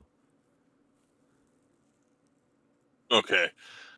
So I'm going to add a bunch of this shit of the guy that I posted over in music, the old leather stocking. Okay. Black metal banjo. Oh, I saw that one. That's funny. I mean, if you actually think about it, the banjo is probably the most metal of all the instruments. I mean, it's had the most pain played through it. It had the most sorrow, the darkness. Mm-hmm. And it just sounds so good. Yeah, I was watching this like mini documentary on the Temple of Doom, Indiana Jones, and it's crazy. Oh, really? Because it's kind of a dark movie in general. But then they were going through like the history of it, like George Lucas going through a breakup, so he was showing like all of his pain and agony in this movie, and Steven Spielberg was going through some shit too. And so like they kind of like just kept feeding this cult, that crazy cult shit. Like when he gets his heart taken out, he's like, that's what George Lucas fucking felt like. His heart was being ripped out by his wife divorcing him and all this other shit. It's like, oh shit, Fucking like, great. yeah, like That's it fucking just, great. It just adds more context, way more context. Yeah, it does. And it's like, oh shit, he's like, yeah, he was going through a horrible depression through his divorce and this and this and this and all this other crazy. Explain that the melting face thing, but still that was fucking cool. The melting face, Well, although also, it was. So for him too, also when Indiana Jones gets snapped back to normal, at the end, that's like George Lucas admitting to himself that he's out of fucking being depression. I'm back to being George. Like it was his own fucking story on how he came back up. It was like, I never knew that, huh? Yeah, I didn't know that till literally yesterday. I just watched this random documentary thing about it. I was like, oh, that's fucking sweet. Because it was on TV the other day at the bar, so I was watching parts of it, when I could, when it wasn't as busy. Yeah. And I was picking up little parts. I'm like, man, that's fucking crazy. I forgot about this part. And then, I went on YouTube later. I was like, let me look this. Oh, shit. And I watched something, and I was like, that's fucking nuts. Huh. Yeah. Then what was the whole euphemism with, you remember the guy with the sword, like, I'm awesome with a sword. And then Indiana Jones just pulls out his revolver and just shoots him. That's the first one, I think, though. No? Oh, no, that was a Temple. Oh, yeah, that was a Temple of Doom, not. I think it's Raiders of the Lost Ark. that. No, yeah, you're talking about Lost Ark. That was Temple of Doom. I'm talking about Temple of Doom. Is that Temple of Doom too? Yeah. It's also with that really annoying Missy or whatever, that blonde hair chick with the shorty potato, short round. Yep, her. Okie dokie, Dr. Jones. So think about this. So in this movie, he's much more of a misogynistic player, Indiana Jones. Yeah. That's because George Lucas is like, I'm single now. I can fuck around and do whatever the fuck I want. That's why he treats the bitches like bitches. So he kind of projected himself. Yes, I'm saying Indiana Jones is a lot of him in this movie. Like, this is really like George Lucas at this moment of his life, like how he felt if he was a superhero and whatever you want to call it. Like. Yeah, you guys should write a list on what movies to watch because Empire Records #1. Empire Records. What's to do with today? So make sure to do that. But no. How about you? I'm about to get off here. I need to be up early in the morning. Yeah, I gotta go fuck yourself. I'd like to talk to you guys about the movies. Go fuck yourself. Talk about movies all day, brother. Yeah, for sure. All right, guys. I'll see you guys. I got a crap on deck that could choke Later, a donkey. A man who never eats pork buns is never a whole man. Still my favorite. I know. Dude, have you played that game, Sleeping Dogs? No. Hey, FY, before we get on a tangent, I was right. The scene you're talking about is in Raiders of the Lost Ark, which is the first movie. And the movie I'm talking about is The Temple of Doom, which is the second movie. Okay, yep, I was right. Yep, the only one I really don't know is the Kingdom of the Crystal Skull, because fuck that. Hold on one second, I gotta... Yeah, fuck that, hold on one second. I've seen it once. Bring you out from underneath. Fucking cord. There we go. Alright, I had to untangle the cord. It was pissing me off. There, now I can actually pretty much roam around my place without having to take my headphones off. Nice. You watch Game of Thrones? Fuck no! Oh, okay. Oh my god, I watch. I mean, if it means anything, episode. That's fine. If it means anything, you only need to watch the first 4 seasons. After that, the show sucks. Well, it keeps. Falling. Yeah, isn't that like the vast majority of the goddamn show? The only thing I really care about on there is was it Joffrey, whatever, dying from cyanide poisoning. Dying from cyanide poisoning and all the tits. Yep. That's all I care. Yep, that's true. Those are good parts. Yeah, that's all. That's before season 4. So yeah, that's when the show was awesome. I'm saying. Yeah, that I know. That's the episode I've seen with Joffrey dying from cyanide poisoning. Yep. That's one of the episodes. I think it was the episode before or after I watched. Otherwise, I don't give a flying fuck. It's like Lord of the Rings. I don't give a fuck. There are a few things like Shadow of Mordor and Shadow of War that I love, But other than that, it's whatever. Bro, Lord of the Rings is so good. It's such a good story, though. Like, the story itself is so good. I don't. I get it, but, like, if you think about it, Aragorn is great. All of them are great in their own way. Gandalf smokes weed. Saying it's not bad. It's not bad. It's not my cup of tea. Then again, my cup of tea doesn't have a pair of balls and a dick in it. Well, that's the fucking problem. love David Tell. That's the problem with what's You- it called? Lord of the Rings is all dick and balls. There's no women. People hated it. Like, where's the women? No, you remember David Tell? Remember Yeah. Late Night with David Tell? Yes, I remember. Yeah, yeah. Yeah, that was one of his jokes on one of his roasts. Like, yeah, I think he said Sarah Silverman. I'm like, yeah, that's your cup of tea, but my cup of tea does have a pair of balls and a dick in it. Right. I'm like, oh, calling Sarah Silverman a fucking whore. Right. He did. God damn, cat. Oh, fuck. Yeah, I've been trying to play fucking GTA Online since I all of a sudden just got the knack to playing it, but it doesn't want to connect. My Switch, I can't connect online, so I can't play with them whenever they play fucking their game. I'm like, I can't play. Oh, that's why you don't get a Switch, even though I had a Switch. Fucking, just... I mean, Only reason we're really... I get it at a discount. I get it for Zelda and Mario, basically. And it sucks. I got it for not Wind Waker, not Wind Waker. God, what was it? Breath of the Wild? Yes, Yeah. Breath of the Wild. I had it on the Yazoo, the emulator. I got to like the third temple or whatever, like before you got the parachute, you could go off to the open world. And when I got it on Switch, I couldn't do it, so I returned it. And the only game I really played was Super Smash Brothers. Yeah. Some weird third-party racing game, Doom, Duke Nukem, and Tony Hawk Pro Skater. Mm-hmm. Yeah, Doom 2 and Duke Nukem 360 or not 360 3D. Yeah, Breath of the Wild's great. Tears of the Kingdom is great, but it's not as good as Breath of the Wild. I like the Hyrulean Warriors better. The Dynasty Wars. I got the Age of Calamity, so that one's great. I like that game. I put a lot of hours into that game. Nice. fun. They're Yeah, just that video was fun. Yeah, I'm saying they're just beating Just all of a sudden, just coming to the battlefield as fucking 500 as 800. Zelda. Yeah, just great. Or you could be any. It's every character. No. I get to be Zelda. I get to be Link. No, I get just to be come. anybody. Yeah, but no, Zelda as a warrior though. Mhm. That's She's fucking badass. dope. It's like hell. Yeah, dude, she's badass. Yeah, it's Zelda.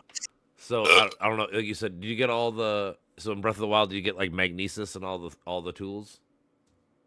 All the.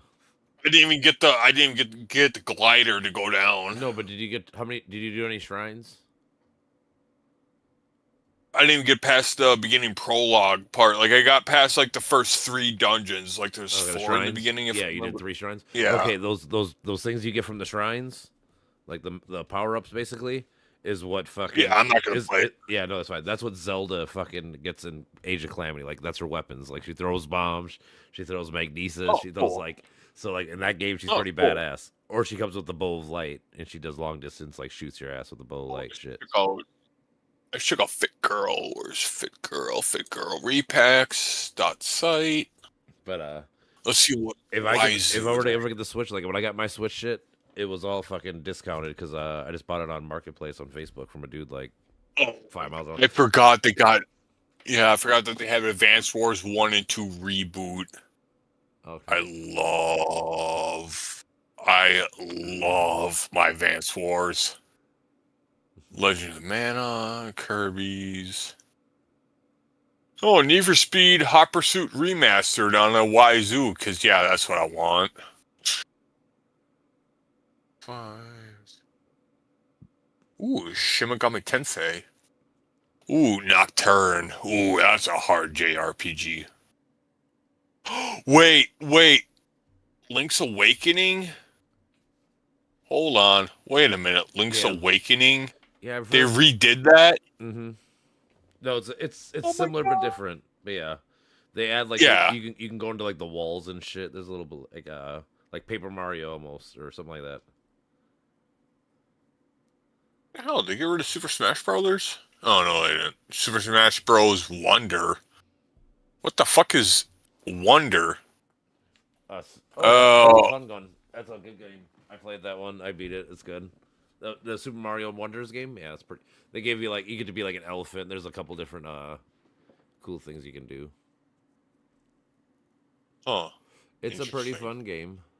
It's not the best game, but it's a fun one. It's, Let's see, most popular- it's basically a modern version of the original game. Most popular repacks of the week. What? The original Modern Warfare 3 is still on there. Oh. My ass. My ass. And half of these are fucking one of those hentai porno games. That's funny. Fun, cool. I need it in my life. Hi, Luis. Hello, Clarice. Doggy just jumped. Hello, Clarice. I don't know what I want to do. More or less CPOC. I'm about to go to bed because I have to work sadly tomorrow morning, but I'll hang out for like 10 more minutes or so. Oh, that's unfortunate. I know. Nah. Today was alright. Like I said, they did most talking. They were talking philosophy. I just get to listen. I just go, okay. I'll add my 2 cents. The one dude started talking about some like fake shit, and I was like, okay, I gotta add my 2 cents. That shit's bullshit. Because he's like, what do you think of like psychics and shit? I'm like, I don't know, but I'm gonna tell you. I'm like, it's bullshit. And I tried to explain to him, like, you know who James Randi is? He calls this shit out, and nobody's ever proved it. So yeah, like he's like, well, there's something real to it. I'm like, no, we're just pattern-seeking creatures. So like, we might have the same pattern like waves at the same time. Like we both might see something or hear something, and both have like the same intuition or whatever the fuck you want to call it. But like, it's not psychic. And then I tried. All right. My dog needs to go out really bad. All She's right. doing her potty dance. All right. If you're heading out, then I'll head out, brother. I love you. All right. Peace. Love you too. Peace. All right, bitches.